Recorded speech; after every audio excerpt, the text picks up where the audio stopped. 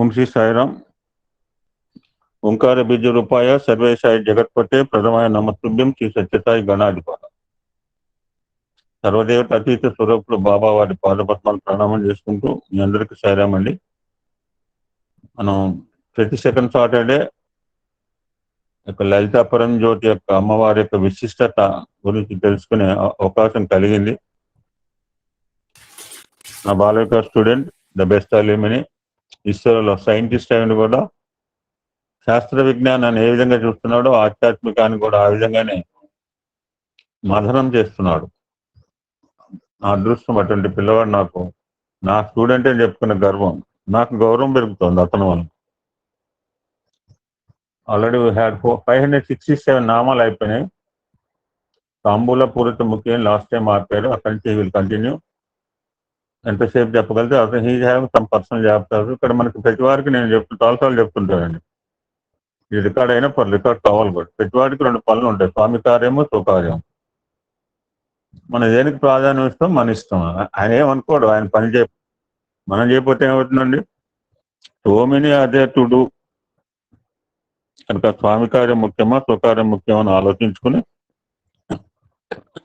మన అడుగులు ముందుకేస్తే మానవుడిగా జన్మించేందుకు జన్మ సాఫల్యం చేసుకునే అవకాశం ఉంటుంది. And now I request Ramamurthy, you can continue the topic. ఓం శ్రీ సాయిరామ్. ఓం సాईश्वराय విద్మహే సత్యదేవాయ ధీమహి తన్నో సర్వ ప్రచోదయాత్. నారాయణ సమారంభాం శంకరాచార్య మధ్యమాం అస్మదాచార్య పర్యంతాం వందే గురు పరంపరాం. అహం సత్యబోధక గ్రూప్ సభ్యులందరికీ కూడా నా హృదయపూర్వక సాయిరామ్ అండి. మనం స్వామి కృప వలన, అమ్మవారి కృప వలన అత్యంత ఉత్కృష్టమైన బ్రహ్మ విద్యా స్వరూపమైనటువంటి లలితా సహస్రనామం యొక్క అర్థ వివరణ మనం పాఠాలుగా చెప్పుకుంటున్నాం. సాయిరామ్, చాలా విశిష్టమైనది ఈ సబ్జెక్టు. ఇంకా దాదాపు మనకి ఇంకొక 400 నామాలు మాత్రమే ఉన్నాయి. ఈ దాదాపు ఈ సబ్జెక్టు మళ్ళీ వినే అవకాశం వస్తుందో రాదో ఎవరికైనా నేను చెప్పలేను సాయిరామ్. ఎందుకంటే ఈ సబ్జెక్టు అనేది బ్రహ్మ విద్యా స్వరూపంగా కాబట్టి ఇది ఫస్ట్ వినాలనే ఇంట్రెస్ట్ ఉండాలన్నా కూడా తప్పకుండా ఎంతో కొంత ఆ దేవత అనుగ్రహం, పరబ్రహ్మ అనుగ్రహము, స్వామివారి అనుగ్రహం అనేది కంపల్సరీ సాయిరామ్. సో కాబట్టి ఎందుకో కొద్దిగా తక్కువగానే ఉంటారు ఎప్పుడైనా ఈ లెక్చర్కి మాత్రం. మరి ఇంట్రెస్టింగ్గా ఉండదు ఏదో తెలియదు నాకు, కానీ ఏదేమైనప్పటికీ కూడా విన్న వాళ్ళు మాత్రం అందరూ అదృష్టవంతులు సాయిరామ్, అందులో ఏ డౌట్ లేదు. ఈ సబ్జెక్ట్లోకి పోయే ముందు సాయిరామ్, ఈ మధ్యలో జరిగిన ఒక ఎక్స్పీరియన్స్ నేను మీ అందరికీ చెప్పాలనుకుంటున్నాను. ఎందుకంటే ఇక్కడ ఉన్న వాళ్ళు శ్రోతలను నేను చాలా అబ్జర్వ్ చేసింది ఏంటంటే చాలామంది కూడా చాలా సిన్సియర్గా వింటున్నారు. వినే వాళ్ళందరూ దాదాపు ఆల్మోస్ట్ నేను చెప్పిన లెక్చర్ని మొత్తం రిపీట్ చేస్తున్నారు ఒకరిద్దరు అయితే. అది చాలా గొప్ప లిజనింగ్ స్కిల్స్ సాయిరామ్. అంటే ఎంతో ఆసక్తి ఉంటుంది తప్ప ఇది వినలేము. సో నాకు జరిగిన అనుభవం ఏంటంటే, నేను లాస్ట్ ఒక 2 వీక్స్ నేను శ్రీహరికోట వెళ్ళాను అనమాట. ఈ శ్రీహరికోటలో వెళ్ళినప్పుడు మధ్యలో ఒకటి తిరుపతి దగ్గర ఒకటి కాళీపీఠం ఉందన్నమాట. ఆ కాళీపీఠంకి 2 సండేలు వెళ్ళాను అనమాట. వెళ్తే అక్కడ నాకు అమ్మవారి అనుగ్రహం వల్ల ఒక కాళీ మాత సిద్ధుణ్ణి, మంత్ర సిద్ధుణ్ణి కలిసే అవకాశం దొరికిందనమాట నాకు. ఈజ్ జస్ట్ 25 years ఓల్డ్ అంతే, ఒక సాఫ్ట్వేర్ ఇంజనీర్ అబ్బాయి. వర్క్ ఫ్రమ్ హోమ్ చేస్తున్నాడు. వర్క్ ఫ్రమ్ హోమ్ ఎందుకు చేయడం అని వర్క్ ఫ్రమ్ టెంపుల్ చేస్తున్నాడు అనమాట. ఆ టెంపుల్ దగ్గర అకామిడేషన్ కూడా ఏమి ఉండదు. అక్కడ దగ్గరలో ఒక విలేజ్లో ఒక రూమ్ తీసుకొని సింగిల్గా వంట చేసుకుంటూ తింటున్నాడు అనమాట. ఆయనతో అద్భుతం ఏంటంటే సాయిరామ్, ఆ పిల్లవాడిని జపం చేసుకుంటుంటే ఆయన్ని ఫోటో తీస్తుంటే ఆయన చుట్టూ ఒక పెద్ద వెలుగు కాంతి వచ్చింది సాయిరామ్. అది ఇట్స్ ఏ వండర్ఫుల్ అనమాట. అంటే మనం అంతా వింటాం కానీ చూడడం అనేది సీయింగ్ ఈజ్ బిలీవింగ్ లాగా, అది ఆ దేవతా శక్తి అనేది నిరంతర నామస్మరణ యొక్క, నిరంతర మంత్రజపం యొక్క ఫలితం ఎట్లుంటుంది అనేది లైవ్గా చూశానమాట. ఆయన కొన్ని ఎక్స్పీరియన్సెస్ చెప్పడము, ఆయన జస్ట్ ఆయన స్పర్శ మాత్రం చేత మిగిలిన వాళ్ళకి కానీ కలిగిన అనుభూతులు ఇవన్నీ చెప్పారనమాట. అంటే మనం ఎప్పుడైనా కూడా అవి విన్నవి ఎప్పుడైనా కూడా మన జీవితంలో కూడా కలుగుతాయని మనకేం సంశయం అనేది ఎప్పుడు అవసరం లేదు సార్. మనం తదేక నిష్ఠతోటి భగవంతుడి మీద కాన్సన్ట్రేషన్ తోటి ప్రతి పనిని ఒక యోగంగా, అంటే భగవతార్పణ దృష్టితోటి అన్నింట్లా పరమాత్ముడే అనేటటువంటి ఒక దృష్టిని మనము క్రమక్రమంగా డెవలప్ చేసుకుంటూ పోతే, అంటే అన్నింటికన్నా మనకు హైయెస్ట్ ఇంపార్టెన్స్ ఆ దేవుడే అని, స్వామి అని మనం ఎప్పుడైతే 100% మనం మనస్ఫూర్తిగా భావిస్తామో అప్పుడు ప్రతి యాక్టివిటీలో కూడా మనకు ఆ గాడ్ తోటి రిలేషన్ ఏర్పడుతుంది. అది మనం ప్రోగ్రెస్ అవుతుంటే మనకే అర్థమవుతుంది అనమాట. అట్లా మనం ఎంత క్లోజ్గా మన స్వామికి దగ్గర అవుతూ ఉంటే మనకు కలిగేటటువంటి ఎక్స్పీరియన్సెస్ కానీ మనకు జీవితంలో ఎదురయ్యే సంఘటనలు కానీ మనకు కలిగే జ్ఞానం కానీ మనం ప్రపంచాన్ని చూసే విధానం అనేది మారిపోతూ ఉంటుంది సాయిరామ్. కాబట్టి ఈ జపం అనేది చాలా చాలా సీరియస్గా తీసుకోవాల్సినటువంటి విషయం. అందుకే స్వామివారు ఎప్పుడు కూడా గాయత్రి మంత్ర జపం విశిష్టతని ఎన్నో సందర్భాల్లో చెప్పారు. అయితే మనందరం చాలామంది కూడా ఏంటంటే సమయాభావం వల్ల చేయలేము, అంటే మామూలుగా వేరే పనులు చేసుకుంటున్నప్పుడు అనుకోవడము అట్లా చేస్తాం. కానీ ప్రతి ఒక్కరు కూడా సాయిరామ్, నా పర్సనల్ రిక్వెస్ట్ ఏంటంటే ఒక 10-15 మినిట్స్ అయినా స్టార్ట్ చేసి, అంటే కుదురుగా కూర్చొని ఇక అన్నీ వదిలేసి ఆ పరమాత్మ మీద దృష్టి పెట్టి అది చేయడం అనేది కొద్ది కొద్దిగా ప్రారంభం చేస్తే దాని ఫలితం అనేది మనం చూడొచ్చు సాయిరామ్. ఎందుకంటే కృషితో నాస్తి దుర్భిక్షం, జపతో నాస్తి పాతకం అని చెప్తారు కదా. అంటే కృషి చేస్తే పోని దరిద్రం లేదు, జపం చేస్తే పోని పాపం లేదని చెప్తారు. ఈ కలియుగంలో మనకు వచ్చేటటువంటి అసలు మానవ జన్మే కర్మ ఫలితాన్ని అనుభవించడానికి వస్తుంది. కాబట్టి మనం ఇంతకుముందు ఏం చేసామో మనకు తెలియదు. కాబట్టి ఆ నెగిటివ్ కర్మని నాశనం చేసుకోవడానికి జపం అనేది చాలా అత్యంత ఇంపార్టెంట్. కాబట్టి స్వామివారు మంత్రరాజమైనటువంటి గాయత్రి మంత్రాన్ని చేయమని చాలా సందర్భాలలో చెప్పారు. సో కాబట్టి అందరూ కూడా ఆ భగవన్ నామస్మరణని, భగవన్ నామ జపాన్ని కూడా కొంచెం సీరియస్గా తీసుకొని చేస్తే తప్పకుండా కూడా మనం ఉన్న స్థితి నుంచి తప్పకుండా కూడా నెక్స్ట్ లెవెల్కి భగవంతుడికి దగ్గరగా వెళ్తాం సాయిరామ్. ఇది నేను అనుభవపూర్వకంగా చూసిందనమాట. రోజు నాకు ఒక అదృష్టంలాగా దొరికింది. ఆయన జనరల్గా ఎవరితో మాట్లాడారంట, నాతో ఒక 1.5 hours మాట్లాడారనమాట. ఆయన నామస్మరణ భగవంతుని మంత్రజపంతో ఏ స్టేజ్కి వెళ్ళారంటే మనిషి కర్మలను బట్టి మనిషి నుంచి ఆయనకి స్మెల్ వస్తుందంట. అంటే వాడి పాజిటివిటీ ఉందా, వాడి దగ్గర నెగిటివిటీ ఉందా అని. అంటే that is level he he's reached. అంటే మన సెల్ఫ్ ప్యూరిఫై అయినప్పుడే మనకు ఆ స్టేటస్ వస్తుంది అనమాట. మనం భగవంతుడి దగ్గరికి వెళ్ళినప్పుడు అది మనం నిరంతర భగవన్ నామస్మరణ వల్లనే అది జరుగుతుంది. అందుకే గురువుగారు కూడా భగవన్ నామస్మరణ అనే టాపిక్ మీద కంటిన్యూస్ లెక్చర్స్ కూడా డెలివరీ చేశారు. అంత విశిష్టమైనది. ఎందుకంటే సీయింగ్ ఈజ్ బిలీవింగ్ అన్నట్టు మనం చూసిన దాని యొక్క ఎఫెక్ట్ అనేది చాలా ఎక్కువ ఉంటుంది కదా సాయిరామ్. అలాంటి ఎఫెక్ట్ నాకు కలిగింది అనమాట. అందుకే మీతో షేర్ చేసుకుంటున్నాను సాయిరామ్. ఇంకా మనం ఈ లలిత సహస్రనామాలకి వచ్చినప్పుడు మనం క్రితం వారం సాయిరామ్ అన్నింటికన్నా ప్రైమరీగా 7 చక్రాలలో ఉన్నటువంటి అమ్మవారి స్వరూపము, 7 చక్రాలలో అమ్మవారిని ధ్యానం చేసే పద్ధతి, ఆ దేవతలు, దానికి అక్షర వర్ణమాలకి ఉన్నటువంటి అక్షరాలకి ఉన్నటువంటి సంబంధం, అమ్మయే మాతృకా వర్ణ రూపిణి, ఆ అక్షరాలతోటే ఏ మంత్రమైన అక్షరాల రూపం అక్షరాల నుంచే ఒక అక్షరం నుంచే ఒక మంత్రాలన్నీ కాంబినేషన్ ఆఫ్ అక్షరాలు కాబట్టి ప్రతి మంత్రము కూడా అమ్మవారి స్వరూపమే అనేటటువంటి అక్షర రూపకంగా, చక్ర రూపకంగా, మానవ శరీరంలో ఉండేటటువంటి ధాతు రూపకంగా, దానికి గర్భస్థంలో ఉన్నటువంటి శిశువుకి ఉన్న సంబంధాన్ని, ఈ కోరిలేషన్స్ అన్ని చెప్పుకుంటూ వచ్చినాం సాయిరామ్.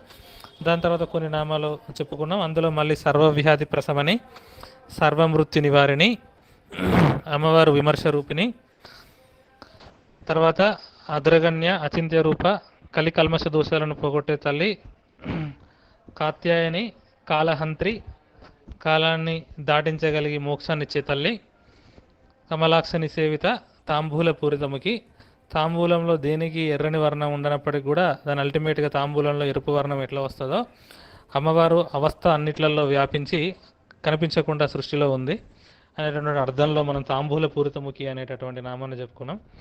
తర్వాత దాడిమి కుసుమప్రభ, ఇది అమ్మవారి యొక్క రూపవర్ణన. అమ్మ సింధూర అరుణ విగ్రహం, అరుణ విగ్రహం కదండి, ఎర్రని వర్ణం కదా, ఆ దానిమ్మ పువ్వు లాంటి వర్ణముతో ఉన్నటువంటి తల్లి అనేది ఇది అమ్మవారి యొక్క రూపవర్ణన. అది దాడిమి కుసుమప్రభ. తర్వాత నామము మృగాక్షి. మృగము అని అంటే సాధారణంగా సంస్కృతంలో లేడిని తీసుకుంటాం అన్నమాట. లేడీ లాంటి కళ్ళతో ఉన్నటువంటి తల్లి అని అర్థం అనమాట. ఇక్కడ లేడీ లాంటి కళ్ళు అని ఎందుకన్నారంటే లేడీ కళ్ళకి 3 లక్షణాలు ఉంటాయన్నమాట.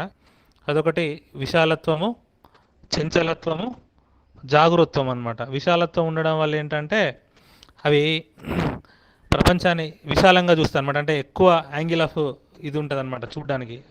లేడీకి 2 కళ్ళు 2 దిక్కులు సంపూర్ణంగా 180 degrees కవర్ చేస్తుంది అనమాట యాక్చువల్గా, అది సైంటిఫిక్గా చూసినప్పటికి కూడా. సో అది సింబాలిజం అన్నమాట. విశాలత్వం అంటే ఎక్కువ దూరం, అంటే అంత ప్రపంచాన్ని అంతా చూడాలి కాబట్టి అమ్మ నేత్రాలు ఎప్పుడు విశాలంగానే ఉంటాయి కాబట్టి అమ్మవారు విశాలాక్షిగా ఉంటారు. అంటే విశాలమైనటువంటి నేత్రాలతో అమ్మవారు కాశీలో ఉంటారు కదా విశాలాక్షిగా, ఆ విశాలత్వం అని చెప్తుంది అనమాట లేడీ కళ్ళు సింబాలిజం. తర్వాత చంచలత్వము అంటే అది కదులుతూ ఉంటాయి అనమాట, ఒక దగ్గర కాకుండా అంతా గమనించాలి కాబట్టి చంచలత్వము. జాగృత్వం అంటే అలర్ట్నెస్ అనమాట. లేడీకి ఉండే ఒకనొక లక్షణం ఏంటంటే అలర్ట్నెస్ అనమాట. సో ఈ 3 లక్షణాలు అమ్మవారి చూపులో ఉంటాయి కాబట్టి, ఆ అమ్మవారికి నేత్రంలో ఈ 3 లక్షణాలు ఉన్నాయి కాబట్టి అమ్మవారు మృగాక్షి అన్నమాట. ఇంకొకటి మనం మొదటి నుంచి చెప్పుకుంటున్నాం కదా, అమ్మవారి యొక్క నేత్రములే సూర్యచంద్రులని, ఈ సూర్యచంద్రుల నుంచి మాత్రమే మనకి ఈ ప్రపంచానికి మొత్తం పుష్టి అనేది జరుగుతుంది, పోషణ అనేది జరుగుతుంది అని. ఈ సూర్యచంద్రులు అనేవి కూడా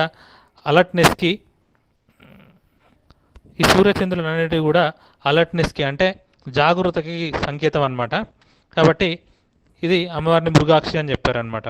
సో ఇంకొకటి ఏంటంటే, ఇది మృగాక్షి అంటే ఇంత విశాలమైనటువంటి కళ్ళు ఉండడం అనేది ఇది గొప్ప సాముద్రిక లక్షణం అన్నమాట.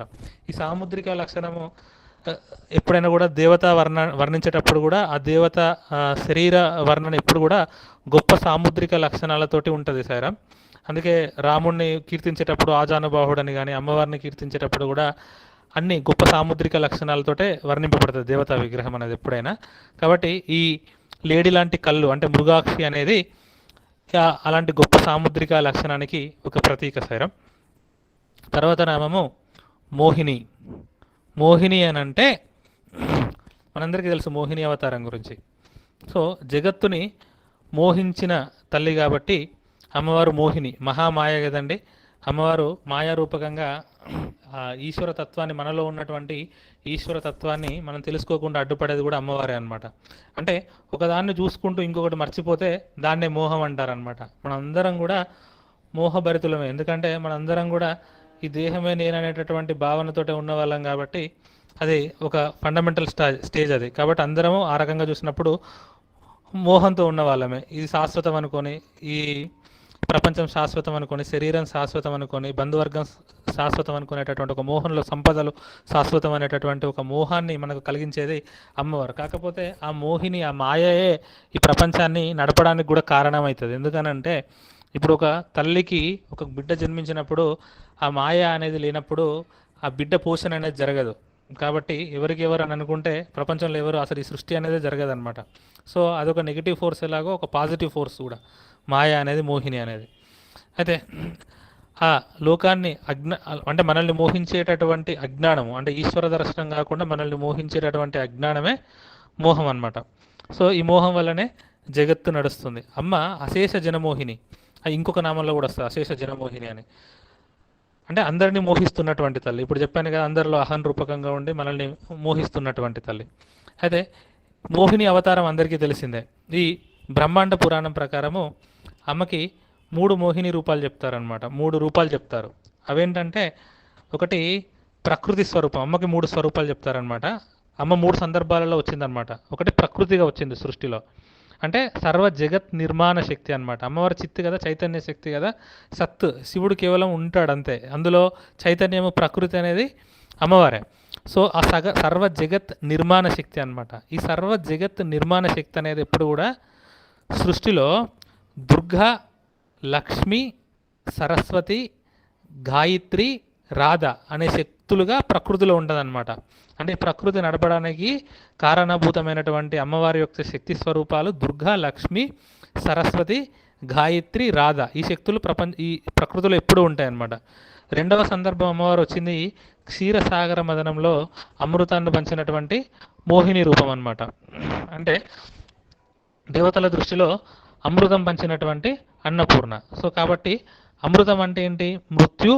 మృత్యువుని తొలగించేది. అసలు సమస్య ఏంటిదంటే మృత్యువే అనమాట. మృత్యువు అని అంటే మారిపోవడమే మృత్యు అనమాట. అంటే లాస్ట్కి వచ్చే డెత్ మృత్యు అనేది ఒక అర్థం. ఎట్లానో మారిపోవడాన్ని కూడా మృత్యువుగా చెప్తారనమాట శాస్త్రంలో. అంటే మనం మారుతూ ఉండడమే మృత్యు అనమాట. ఆ మారుతూ ఉంటే అది ఎప్పుడైనా కూడా అది నశించిపోతుంది. మనం అదే మనిషికి ఉన్నటువంటి అల్టిమేట్ ప్రాబ్లం అనమాట. ఆ మరణాన్ని తొలగించేది అమృతం. అమృతం అని అంటే అది భౌతికంగా ఒక ఫిజికల్ ఆబ్జెక్ట్ అనుకున్నప్పటికి కూడా అలాంటి దేవతలు కూడా మళ్ళీ కల్పాంతంలో ఆ దేవతలు కూడా మొత్తం ఆ, ఆ, తుడిచివేయబడతారు కాబట్టి అసలైన అమృతం ఏంటంటే మోక్షం అన్నమాట.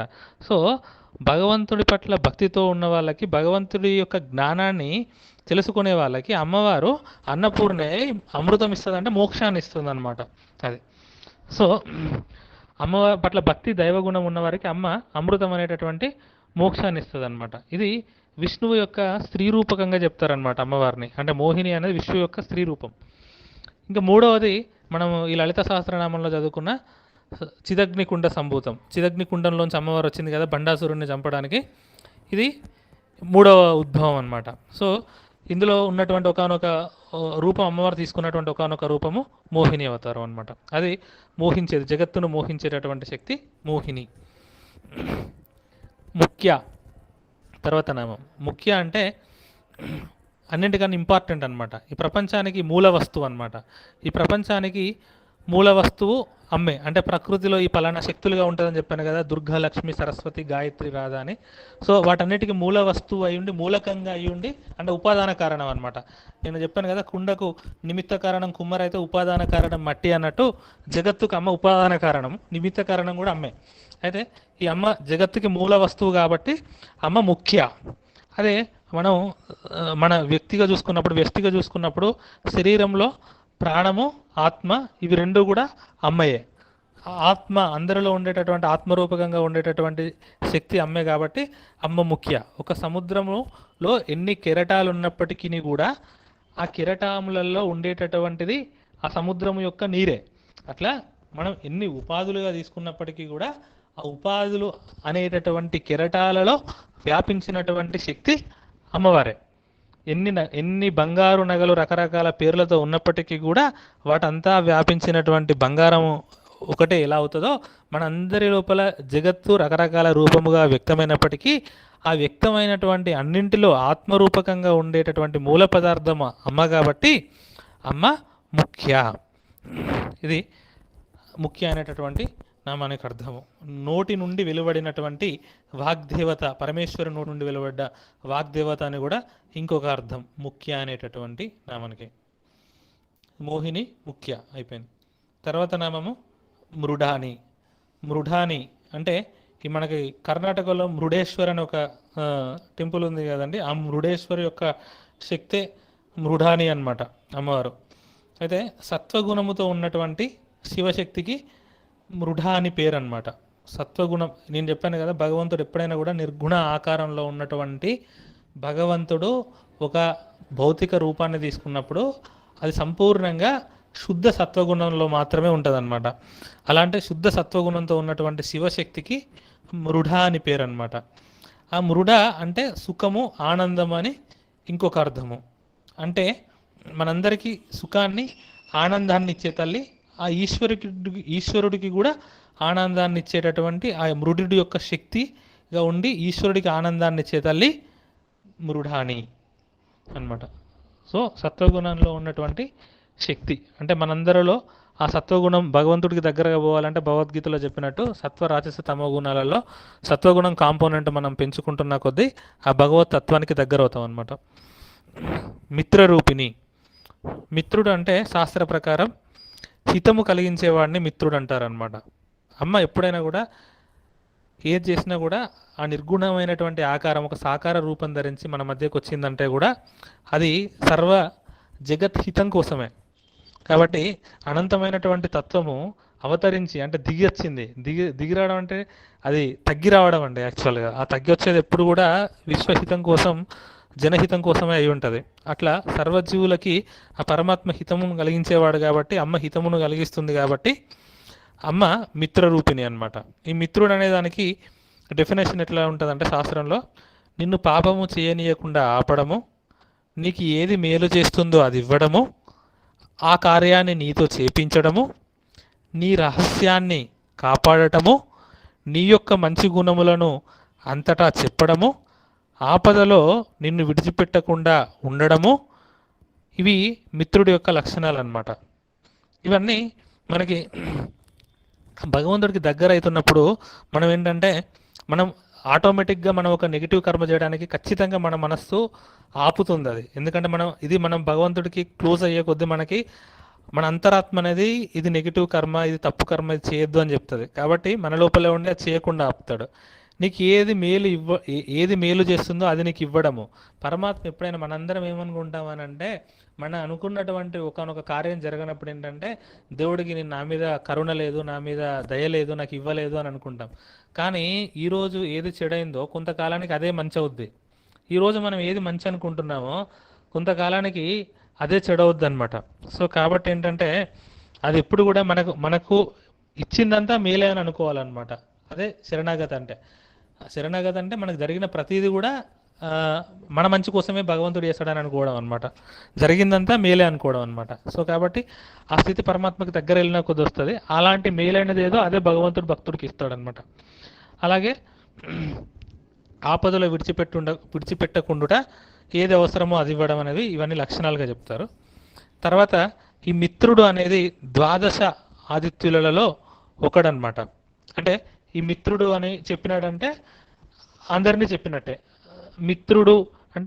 మిత్రుడు మొదలైనటువంటి ద్వాదశాదిత్యులుగా రూపముగా ఉన్నటువంటి తల్లి మిత్రరూపిణి. ఈ ద్వాదశాదిత్యుల్ని మనం కాశీలో చూడొచ్చండి. కాశీ టెంపుల్లో ద్వాదశాదిత్యులు ఒక దగ్గర ఉంటారు. అలా మనకు హితమును కలిగించేటటువంటి తల్లి మనకి ద్వాదశాదిత్య రూపములుగా ఉన్నటువంటి తల్లి కాబట్టి అమ్మ మిత్రరూపిణి. నిత్యతృప్త, ఇది అమ్మవారి యొక్క సహజ లక్షణం అన్నమాట. అమ్మవారు ఎప్పుడూ తృప్తంగా ఉంటుందన్నమాట. తృప్తి అనేది ఆత్మ లక్షణము. యాక్చువల్గా ఏంటిదంటే నీకొకటి అసలు మనకు ఫస్ట్ అసంతృప్తి ఎప్పుడు ఉంటుంది అని అంటే, మనకు పొందవలసింది ఒకటి ఉన్నప్పుడు అది పొందనప్పుడు అసంతృప్తి ఉంటుంది. అసలు అంటే మనము ఇంకొకటి ఉండాలి, అది మనకు దగ్గరికి రావాలి, లేకపోతే ఆ రానప్పుడు మనకు అసంతృప్తి వస్తుంది. అసలు మనకు వేరుగా ఇంకొకటి లేదనుకోండి, అంటే ప్రపంచం మొత్తం ఉన్నది అమ్మ స్వరూపం అయినప్పుడు, అమ్మ హేయోపాదేయ వర్జిత చెప్పుకున్నాం కదా, పొందవలసిందే లేదు, వదిలివేయవలసిందే లేదు. సో అటువంటిప్పుడు ఏమవుతుందంటే ఆ కండిషన్లో తృప్తత అనేది, ఆ ఆనందం అనేది ఆ కండిషన్లో సహజ లక్షణంగా ఉంటుంది అనమాట. అంటే నీకు పొందవలసినది ఏది లేదు, నీకు వదిలేయవలసింది ఏది లేదు. అది మనము ఎప్పుడైనా కూడా సాధన విలోమంగా ఉండకూడదు అనమాట, అనులోమంగా ఉండాలి. విలోమంగా ఉండడం అంటే ఈ ప్రపంచంతో నాకు సంబంధం లేదు, ఈ ప్రపంచంతో నాకు సంబంధం లేదని కళ్ళు మూసుకోవడం కాదనమాట. అనులోమంగా ఉండడం అంటే కళ్ళు తెరిచి ఇదంతా నేనే, ఉన్నదంతా ఈశ్వర స్వరూపమే, కనిపించేదంతా ఈశ్వర స్వరూపమే అనేటటువంటి భావనతోటి అనులోమాన దాంట్లో అనమాట. నన్ను ఎక్కడ ముట్టుకోకండి, నేను ఒకటే దగ్గర కళ్ళు మూసుకొని కూర్చుంటాను, నా కళ్ళు మూసుకున్న తర్వాత కనిపించేది దైవం అనేది విలోమ సాధన అనమాట. మన సాధన ఎప్పుడు కూడా విలోమంగా ఉండకూడదు, అనులోమంగా ఉండాలన్నమాట. అనులోమంగా ఉన్నప్పుడు నీకు ప్రపంచం మొత్తం ఈశ్వర సాక్షాత్కారం కలిగినప్పుడు, అంటే అద్వైత స్థితిలో ఉన్నప్పుడు నీకు భిన్నంగా ఏది లేదు, ప్రతి దాంట్లో ఉన్నటువంటి సచ్చిదానంద స్వరూపం మాత్రమే పర్మనెంట్. ఆ నామరూపకమైనటువంటి జగత్తు మాత్రమే బయటికి కనిపిస్తుంది. అంటే అన్ని విభిన్న నామరూపాలుగా కనిపించినప్పటికీ కూడా అందులో ఉన్నటువంటి సచ్చిదానంద వస్తువు ఒకటే అనేటటువంటి భావన నీకు సాధన రూపకంగా కలిగినప్పుడు ఆ వ్యక్తియే ప్రపంచం మొత్తం ఒకటిగా చూస్తాడనమాట. అప్పుడు చూసినప్పుడు ఆ వ్యక్తికి పొందవలసింది వదులుకోవాల్సింది ఏది లేదు కాబట్టి అప్పుడు నిత్యతృప్త అనే సహజ లక్షణంగా ఉంటుంది. అయితే అమ్మవారు నిత్య ముక్త, ఎప్పుడు అమ్మవారు ముక్త స్థితిలోనే ఉంటుంది కాబట్టి, అమ్మవారు పరబ్రహ్మము అంతటా వ్యాపించినటువంటి పరబ్రహ్మం కాబట్టి అది అమ్మవారి యొక్క సహజ స్థితి అనమాట నిత్యతృప్త అనేది. అది సాధకుడు అర్థం చేసుకొని సాధన ద్వారా అహం బ్రహ్మాస్మి స్థితికి వచ్చినప్పుడు అతను నిత్యతృప్తగా ఉంటాడనమాట. అంటే ఒక బ్రహ్మజ్ఞాని కూడా అదే స్థితిలో ఉంటాడనమాట. అందుకే బ్రహ్మజ్ఞానికి అమ్మవారికి అంటే పరమాత్మకి సంబంధం లేదని చెప్పేది అందుకే అనమాట. సో అది నిత్యతృప్త, అది అమ్మవారి యొక్క సహజ లక్షణం. భక్త నిధి అని అంటే అక్షయ సంపద. అక్షయ సంపద అంటే క్షయం అంటే తరిగిపోయేది, అక్షయం అంటే తరిగిపోనిది అనమాట. సో తరిగిపోని సంపద భక్తులకి అమ్మవారు. అంటే అమ్మవారు తరిగిపోని సంపద తన భక్తులకు ఇస్తుంది అనేది ఒక అర్థము. అయితే ఈ భక్త నిధి, భక్తము అనంటే భాగము అనమాట. ఈ తత్వాసన తత్వమయి అనేటటువంటి నామాలు చెప్పుకున్నప్పుడు మనము ప్రపంచం అనేది 24 తత్వములతో ఉన్నదని చెప్పుకున్నాం కదా. ఈ తత్వమయి తత్వాసన అని చెప్పుకున్నాం. అమ్మవారు అదే తత్వమయి అన్నప్పుడు ఉపాదాన కారణము, తత్వ ఆసన అన్నిటికన్నా పైన ఉన్నది అన్నప్పుడు నిమిత్త కారణము. సో అట్లా ఈ ప్రపంచం అనేది 24 భాగాలుగా ఉంటే వాటన్నింటికి నిధిగా ఉంది, అంటే వీటన్నిటికీ బేస్ అయి ఉంది. భాగములుగా ఉన్న ప్రపంచము దేనిని ఆధారంగా చేసుకున్నాయి అంటే 24 భాగములు, అంటే ఈ 24 తత్వములు దేనిని ఆధారముగా చేసుకొని ఉన్నాయో ఆ తత్వం అమ్మవారు కాబట్టి అమ్మవారు భక్తనిధి అనేది ఇంకొక అర్థం. సో అమ్మవారు భక్తులకి ఆ తరగని సంపదనిచ్చేది, అక్షయ సంపదనిచ్చేది, దైవీయ గుణాల సంపద కాబట్టి ఆ దైవీయ గుణాలనే సంపదని, ఆ ఇహపరమైనటువంటి సంపదని అంటే భౌతికపరమైనటువంటి సంపదనిచ్చే తల్లి అని ఒక అర్థము. ఈ ప్రపంచం ఏర్పడినటువంటి 24 తత్వాలు, ప్రపంచ ఏర్పాటుకి, ప్రపంచం యొక్క ఎగ్జిస్టెన్స్కి కారణమైనటువంటి 24 తత్వాలకి ఆధారభూతమై ఉన్నటువంటి తల్లి కాబట్టి అమ్మ భక్తనిధి. నియంత్రి, ఈ నియంత్రి అనేది కూడా ఈశ్వరతత్వాన్ని సూచిస్తుంది, అంటే నియామకురాలు అనమాట. నియామకురాలు అయినటువంటి తల్లి అని ఒక అర్థము. అయితే అదొకటి. నెక్స్ట్ మనము దేవతా వ్యవస్థ చూసినప్పుడు దేవతాగణము, పితృగణము, పితృదేవత వ్యవస్థ, దైవ వ్యవస్థ, మన లోకంలో ఉన్నటువంటి ఈ జీవ వ్యవస్థ, వీటన్నింటినీ నియమిస్తూ వీటన్నింటినీ పోషిస్తున్నటువంటి తల్లి కాబట్టి అమ్మ నియంత్రి అన్నమాట. అంటే ఏది ఎక్కడ ఉండాలి, ఏది ఏ సిస్టమేటిక్గా ఉండాలి అనేటటువంటి చెప్పే తల్లి కాబట్టి అమ్మ నియంత్రి. అది సమిష్టిగా చూసినప్పుడు. మనం వ్యష్టిగా చూసినప్పుడు అమ్మ దహరాకాశంలో అంటే మన హృదయంలో పరమాత్మ ఉండి మన ఇంద్రియ శక్తులు అంటే మనంలో ఉండేటటువంటి ఒక్కొక్క 5 జ్ఞానేంద్రియాలు, 5 కర్మేంద్రియాలు అంటే ఈ 10 ఇంద్రియ శక్తులు ఒక్కొక్క దేవతా శక్తి అనమాట. యాక్చువల్గా ఈ దేవతా శక్తులన్నింటినీ నియంత్రిస్తూ అంటే మన కన్నులకు చూచే శక్తి, మన చెవులకు వినే శక్తి ఇచ్చి మన శరీరంలో ఉండేటటువంటి ఇంద్రియ వ్యవస్థని నియంత్రిస్తున్నటువంటి తల్లి కాబట్టి మన వ్యష్టిగా చూసినప్పుడు అలా నియంత్రి అనమాట అమ్మవారు. అలా అమ్మవారు నియంత్రి. నిఖిలేశ్వరి, నిఖిలము అంటే సమస్తము అనమాట, అంటే టోటల్ అనమాట, ఎంటైర్. ఈ సమస్త భువనములకు అమ్మవారు ఈశ్వరి కనుక అమ్మవారు నిఖిలేశ్వరి, భువనేశ్వరి. అలాంటి ఆ భువనేశ్వరికి ఈక్వాలెంట్ నామంగా తీసుకోవచ్చు దీన్ని, నిఖిలేశ్వరి. అలా నిత్యతృప్త భక్తనిధి నియంత్రి అయినటువంటి తల్లి నిఖిలేశ్వరి, సర్వజగములకు ఈశ్వరి. ఇలాంటి అమ్మవారిని ఎలా పట్టుకోవాలి అని అంటే మైత్ర్యాది వాసనాలభ్య. ఈ అమ్మవారి కొన్ని నామాలు వస్తాయి. మైత్ర్యాది వాసనాలభ్య, ధ్యానగమ్య, భక్తిగమ్య అనమాట. అంటే ఇవన్నీ సాధకుడికి ఉండవలసినటువంటి లక్షణాలు అనమాట. అంటే ఈ లక్షణాలు ఉండుంటే మనం ఆ భగవంతుడికి దగ్గరగా అవుతాం అనమాట. సో ఇది ఇక్కడ నామం వచ్చేసి మైత్ర్యాది వాసనాలభ్య. వాసనలు అంటే సంస్కారాలు అనమాట.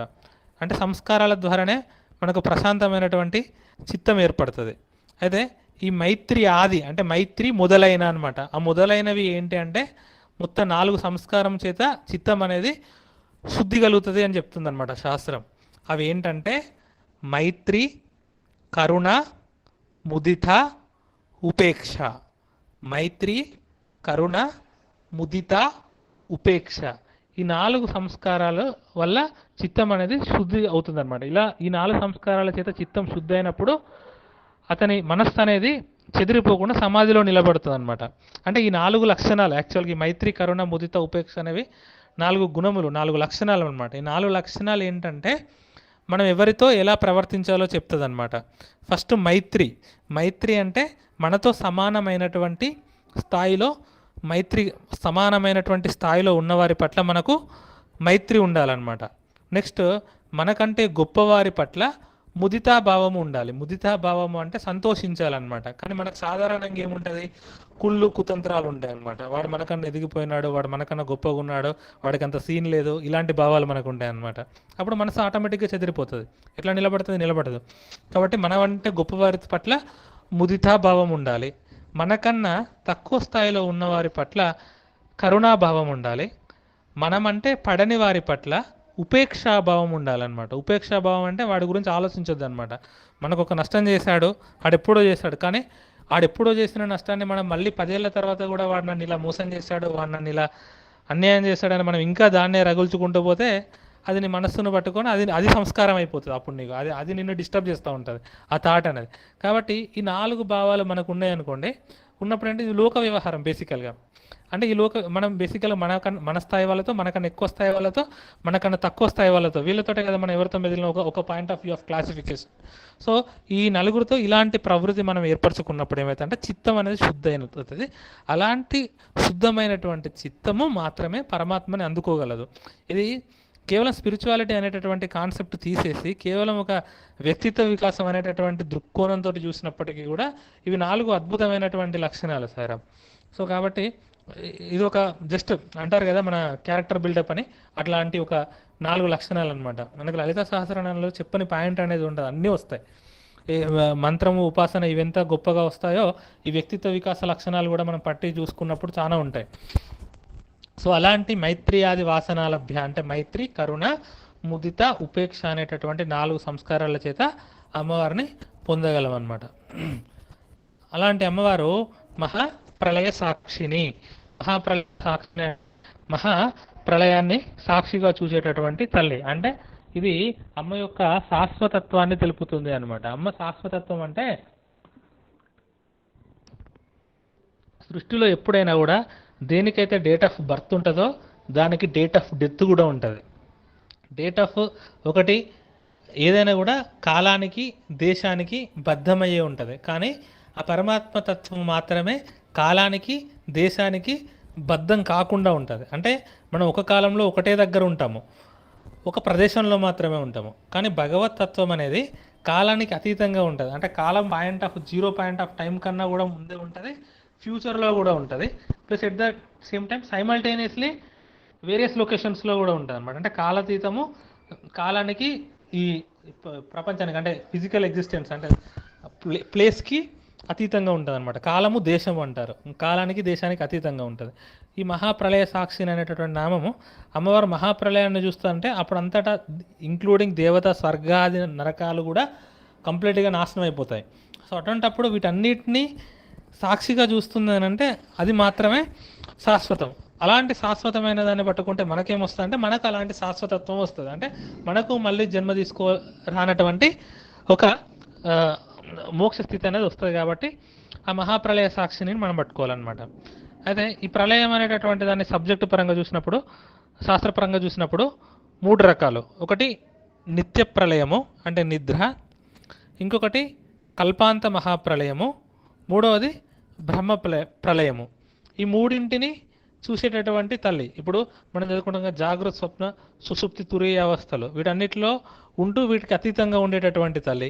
అది ఒక వ్యక్తిగా చూసినప్పుడు. సమిష్టిగా చూసినప్పుడు కల్పాంత మహాప్రళయము, బ్రహ్మ ప్రళయాలను కూడా ఈ మూడింటికి సాక్షిగా చూస్తే తల్లి. కాబట్టి అమ్మ మహాప్రళయ సాక్షిని, ఇది ఒకటి అర్థము. ఇంకొకటి ఏంటంటే అమ్మ సాక్షి అంటే సమగ్ర జ్ఞానము అని ఇంకొక అర్థం అనమాట.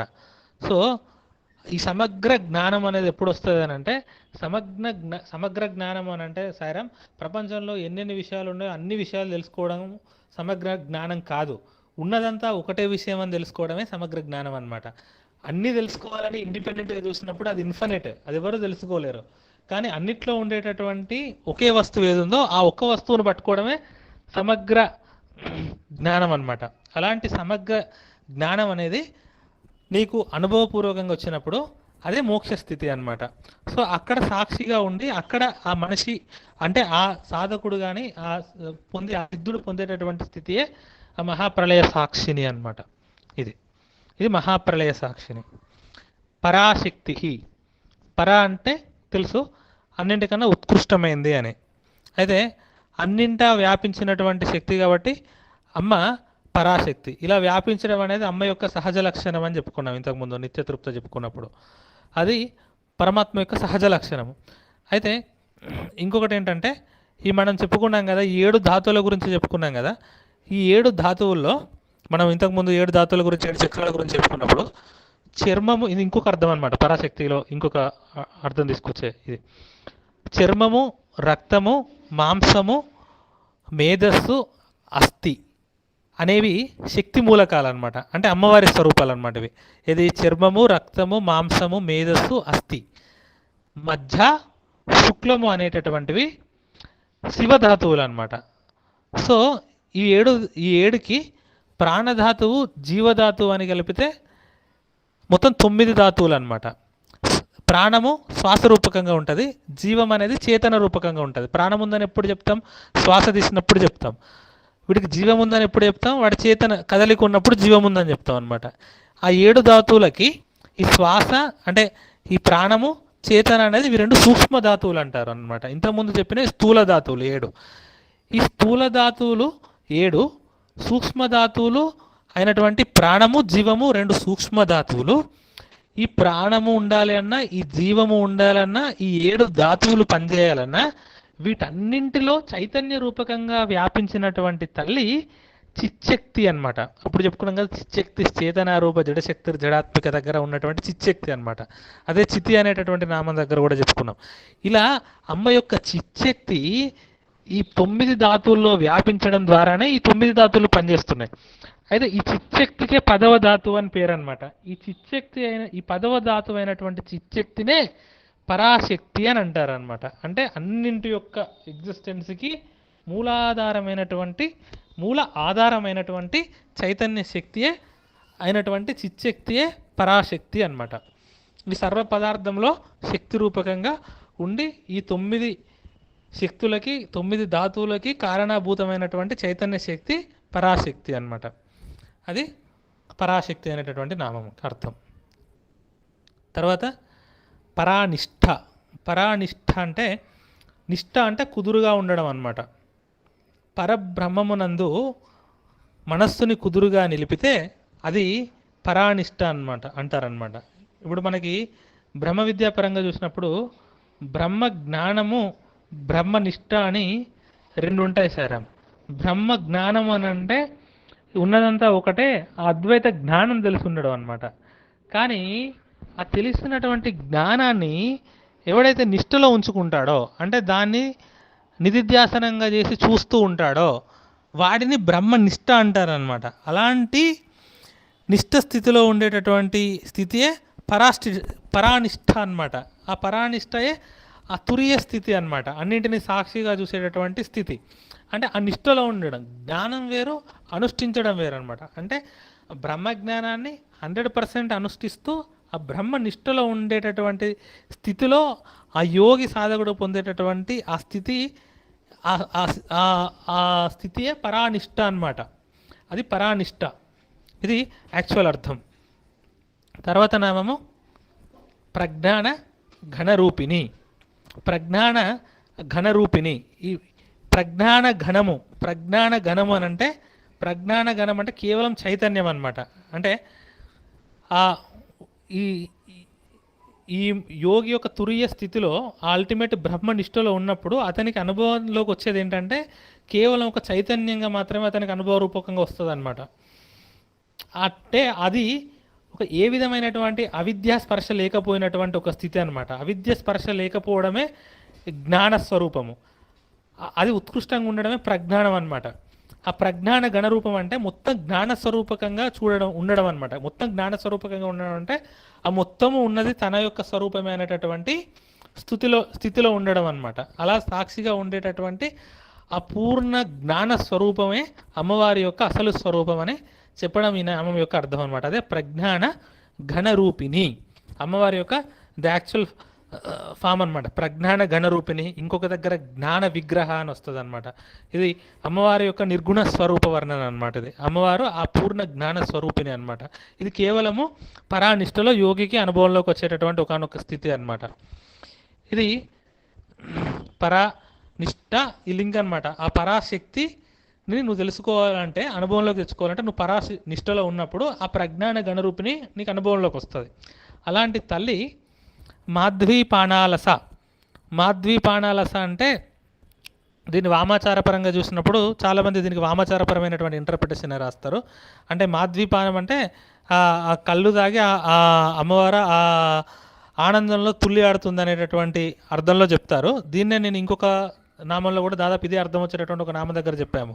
మాధ్వీపానం అంటే మనకి ఈ వేదాంత జ్ఞానంలో ఉండేటటువంటి సచ్చిదానంద స్థితి అనమాట. ఆ సచ్చిదానంద స్థితి అమ్మవారు ఎప్పుడు ఆ స్టేట్లోనే నిత్యముక్త స్థితిలోనే ఉంటుంది కాబట్టి అమ్మవారు ఆ స్థితిలో పట్టని పారవస్యంతో ఉంటుంది కాబట్టి అమ్మవారు మాధ్వి పాణాలస, ఇది అమ్మవారి యొక్క సహజ స్థితి. ఇదే నామము రకరకాలుగా మనకు వేదాంత జ్ఞానం ఒక్కసారి చెప్తే వంట పట్టదు కాబట్టి దీన్ని రకరకాల నామాలతోటి ఆల్మోస్ట్ అదే మీనింగ్ వచ్చేటట్టుగా వస్తాయి అన్నమాట మనకు చాలా నామాలు. అలాంటి స్థితి అనేది అమ్మవారికి సహజ స్థితి. అదే సచ్చిదానంద స్థితిలో ఉన్నటువంటి అమ్మవారి యొక్క స్వరూపాన్ని ఇంకొక రకంగా చెప్పేటటువంటి ఒక నామమే మాధ్వి పాణాలస అన్నమాట. అది తర్వాత నామము మత్త. మత్త అంటే అహం రూపిణి అన్నమాట. అహం రూపిణి అంటే ప్రతివాడికి ఏం తెలిసినా తెలియకపోయినా తెలిసేది ఏంటంటే నేను అనేటటువంటిది మాత్రం ప్రతి ఒక్కడికి తెలుసు. ఆ ప్రతి వాడిలో నేను అనేటటువంటి అహం రూపిణిగా ఉండేటటువంటి తల్లియే మత్త అన్నమాట. నేను చేస్తున్నా, నేను చూస్తున్నా అంట. ఆ నేను అనేది ఏంటి? ఆ నేను అనేది ఎవరు? ఆ నేను అనేది ఎవరు అనే దానికి ఇంటర్నల్గా మన లోపలికి వెళ్ళి అంతర్ముఖుడై శోధించుకోమని రమణ మహర్షి చెప్పిందే నేనెవరు అని ప్రశ్నించుకోవడం అనమాట. అలా ఉన్నటువంటి నేను అనేటటువంటి చైతన్యానికి కారణంగా ఉండేటటువంటి శక్తి ఎవరో ఆ తల్లియే మత్త అన్నమాట. సో ఇది అహం స్వరూపిణి అనమాట. ఇది ఇంకొక రకంగా చూసినప్పుడు అకారం, అహం అనేటటువంటి చూసినప్పుడు అకారం అనేది వర్ణమాలలో మొదటి అక్షరము, హకారం అనేది వర్ణమాలలో చివరి అక్షరం అన్నమాట. సో ఈ ప్రపంచంలో విషయాలన్నింటినీ కూడా ఒక అక్షరాలుగా తీసుకున్నప్పుడు ఆ నుంచి హం వరకు అంటే అన్నీ కూడా అమ్మవారి లోపలనే ఉన్నాయన్నమాట. నీకు ఏ అక్షరాలు వచ్చినా ఆ నుంచి హం మధ్యలోనే రావాలి కదా. సో కాబట్టి ప్రపంచం అంతా కూడా అమ్మవారి లోపలే ఉన్నది అనేటటువంటి ఇంకొక అర్థాన్ని కూడా మత్త అనేటటువంటి నామం సూచిస్తుంది అన్నమాట. ఇది మత్త. మాతృక వర్ణరూపిణి. ఈ మాతృక వర్ణరూపిణి అనేటటువంటి దాని గురించి మనం విశేషంగా చెప్పుకున్నాము ఈ వర్ణాలు చెప్పుకునేటప్పుడు, ఒక్కొక్క వర్ణానికి ఉండేటటువంటి అర్థాలు అవన్నీ. అలాంటి ఆ మాతృక అక్షర స్వరూపకంగా ఉండేటటువంటి తల్లి అమ్మవారు అనమాట. శ్రీ విద్య అంతా కూడా మాతృకా వర్ణ భావనే అనమాట. అమ్మవారిని తెలుసుకోవాలంటే అక్షర ఉపాసన చేయాలన్నమాట. అక్షర ఉపాసన చేయడం అంటే నువ్వు ఏ విద్య చెప్పినా కూడా అది భాష ద్వారానే చెప్పాలి. ఆ భాషలో మళ్ళీ ఏముంటాయంటే అక్షరాలే ఉంటాయి అన్నమాట. ఆ అక్షరాలన్నీ కూడా అమ్మవారి యొక్క స్వరూపమే కాబట్టి అమ్మ మాతృకా వర్ణరూపిణి అనమాట. ఇంకోటి వర్ణము అని అంటే రంగు అన్నమాట. మనకు శాస్త్ర ప్రకారంగా ఏంటంటే ఒక్కొక్క అక్షరానికి ఒక్కొక్క రంగు ఉందని శాస్త్రంలో చెప్పబడింది అనమాట. ఆ నుండి అహా వరకు ఉండే అచ్చులు ఉంటాయి కదా, ఈ అచ్చులన్నీ కూడా స్ఫటిక రంగులో ఉంటాయి అన్నమాట. కచ్చటతప అనే పవర్గము పగడపు రంగులో ఉంటుందన్నమాట. ఎరళవ ఈ వర్గము ఎరళవ సాషహ ల వర్గము పసుపు రంగులో ఉంటుందన్నమాట. షకారము అరుణవర్ణంలో ఉంటుందన్నమాట. నేను దీని గురించి డీటెయిల్డ్గా చెప్పాను. ఒక్కొక్క వర్ణానికి ఒక్కొక్క దేవత ఉంటుంది. దేవతకి ఆ ప్రత్యేకమైనటువంటి ఆయుధాలు, వాహనాలు ఇవన్నీ ఉంటాయని. సో మనం ఏది నేర్చుకున్నా కూడా ఆ అక్షర స్వరూపకంగా నేర్చుకోవాలి. ఆ అక్షరం అనేది దేవతా స్వరూపం అనమాట. ఈ అక్షరాలు శివుడి యొక్క డమరుకం నుంచి వచ్చాయని చెప్పాను కదా. ఆ వచ్చినప్పుడు ఆ డమరుక శబ్దం నుంచి వచ్చినటువంటి వాటిలో మొత్తం 14 సూత్రములతోటి 43 శబ్దాలు వెలువడతాయని చెప్తారనమాట.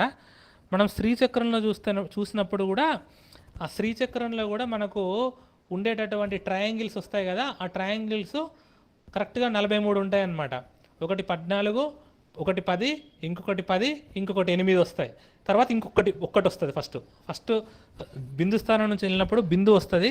దాని తర్వాత ఒక సింగిల్ ట్రయాంగిల్ వస్తుంది. దాని తర్వాత 8 ట్రయాంగిల్స్ ఒకటి వస్తుంది. తర్వాత 10 ట్రయాంగిల్స్ 2 వస్తాయి. తర్వాత 14 ట్రయాంగిల్ ఇంకొకటి వస్తుంది. ఈ మొత్తం చూసుకున్నప్పుడు శ్రీచక్రంలో 43 త్రికోణాలు ఉంటాయన్నమాట. ఈ 43 త్రికోణాలు ఒక్కొక్క అక్షరానికి ప్రతీక. అంటే ఈ సృష్టి అంతా శ్రీచక్ర స్వరూపం ఎట్లా అనేదంటే ఈ సృష్టి మొత్తం అక్షర స్వరూపకంగా తీసుకున్నప్పుడు ఆ 43 అక్షరాలని ఈ 43 త్రికోణాలు సూచిస్తుంటుంది అనమాట. వీటి మధ్యలో మహాత్రిపుర సుందరి దేవి అయినటువంటి అమ్మవారు సృష్టిని నడిపించే పరమాత్మ బిందు స్వరూపకంగా ఉంటుంది అనమాట. సో ఇలా అంటే ఆ బిందు స్వరూపమే మళ్ళీ విస్తరించి శ్రీచక్రంగా వ్యాపించిందని మనం చెప్పుకున్నాం కదా. అంటే సృష్టిలో పరమేశ్వరుడి యొక్క ఇచ్ఛాశక్తి నుంచే ప్రపంచం అంతా వచ్చిందని చెప్పుకున్నాం కదా. ఆ ఇచ్ఛాశక్తి అంటే సృష్టి వెలువడక ముందు ఉన్నటువంటి అమ్మవారి యొక్క ఇచ్ఛాశక్తియే ఆ బిందు స్వరూపకంగా ఉన్నటువంటి తల్లి అని మనం ఇంతకుముందు క్రితం క్లాస్లో చెప్పుకున్నాం కదా. అట్లా ఆ ఒక్క బిందువే ఎట్లా వ్యాపించి ఉన్నదో ఈ ఒక్క అమ్మవారే ప్రపంచమంతా వ్యాపించి అన్ని వర్ణ రూపకంగా కూడా ఉన్నది అమ్మవారే, అన్ని వర్ణాలలో ఉంటూ ఆ వర్ణానికి అతీతంగా ఉన్నది కూడా అమ్మవారే. అది సృష్టిలో చూడొచ్చు, అది శ్రీచక్ర పరంగా చూసినప్పుడు ఈ 43 త్రికోణాలు వాటికి మధ్యలో ఉన్నటువంటి తల్లిగా చెప్పవచ్చు. అది సృష్టి ఆరంభానికి చూసినప్పుడు మాతృక, ఈ సృష్టికి ప్రారంభ స్థితిలో ఉన్నటువంటి ఆ బీజ స్థితిలో ఉండేటటువంటి సృష్టిని కూడా చెప్పుకోవచ్చు అనమాట. అది సో అట్లా అమ్మవారు సృష్టి మొత్తంగా వ్యాపించినటువంటి స్వరూపాన్ని ఈ మాతృకా వర్ణ రూపిణి చెప్తుందన్నమాట. మహా కైలాస నిలయ తర్వాత నామము. మహా కైలాస నిలయ అంటే మహా అంటే గొప్పది, ఉత్కృష్టమైనది అని అది అర్థం, ఫండమెంటల్ అర్థము. మహా కైలాస నిలయము, కైలాసము అంటే కైలాస అంటే యాక్చువల్ అర్థం ఏంటంటే కేలుల గుంపు, గుంపు అంటే సమూహము, కేలిల సమూహము. కేలి అంటే ఆనందము అన్నమాట, ఆట ఆనందం, ఆనందం కోసం ఆడతాం కాబట్టి ఆనందముల యొక్క సమూహం అన్నమాట. ఈ ఆనందం అనేది స్థిరంగా కంటిన్యూస్గా ఒకటే ప్లేస్లో ఉందనుకోండి, దానికే కైలాసము అని పేరు అనమాట. అంటే అఖండ ఆనందం అన్నమాట, అంటే కంటిన్యూస్ ఆనంద స్థితిలో ఉండేటటువంటి ఒక ప్లేస్కి కైలాసము అని పేరు అనమాట. ఇది ఈ ఆనందానికి మూలం ఎవరు అని అంటే శివుడు అనమాట. సో ఈ అఖండ ఆనంద శాశ్వత ధామమే కైలాసము. అయితే ఈ కైలాసం అనేది, ఈ కైలాసం ఇట్ సెల్ఫ్ పరబ్రహ్మ స్వరూపం అనమాట. ఈ మహా కైలాసము ఈకి 2 అర్థాలు ఉన్నాయి. ఒకటి శిరస్సు, ఇంకొకటి బ్రహ్మము.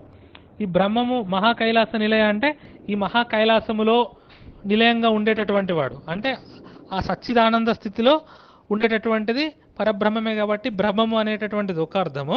నెక్స్ట్ శిరస్సు పరంగా తీసుకున్నప్పుడు మన శిరస్సులో ఈ ఉత్కృష్టమైనటువంటి సహస్రార కమలం నందు శివశక్త్యేక రూపకంగా ఆ పరబ్రహ్మం ఉంటుందని మనం చెప్పుకున్నాం కదా. ఆ శివశక్త్యాత్మకంగా ఉండేటటువంటి మహా కైలాసం అనేటటువంటి శిరస్సు నుండి ఉండేటటువంటి శివశక్తి ఐక్య రూపమైనటువంటి ఆ పరబ్రహ్మ స్వరూపమే మహా కైలాస నిలయ అన్నమాట. అది సో ఇది మహా కైలాస నిలయ అనేటటువంటి నామానికి అర్థము.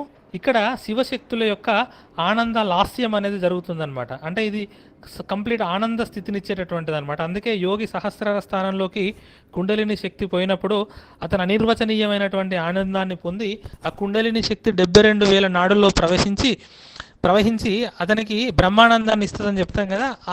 ఆ స్థితిలో ఈ శివశక్త్యైక ఆ పరమాత్మ స్వరూపమే ఆ యోగికి అనుభూతిలోకి వస్తుంది అనమాట. ఎందుకంటే ఆ శిరస్సునందు ఉండేటటువంటి సహస్రార స్థానంలో మహా కైలాసంలో శివశక్త్యేక రూపకంగా ఉండేటటువంటి శక్తి మహా కైలాస నిలయ. సో ఇది సో భౌతికంగా చూసినప్పుడు మహా కైలాసంలో ఉండేటటువంటి తల్లి అని ఒక అర్థము, వ్యక్తిగా చూసినప్పుడు సహస్రార కమలం నందు శివశక్త్యేక రూపకంగా ఉండేటటువంటి తల్లి అని ఇంకొక అర్థం అనమాట. అది మహా కైలాస నిలయ.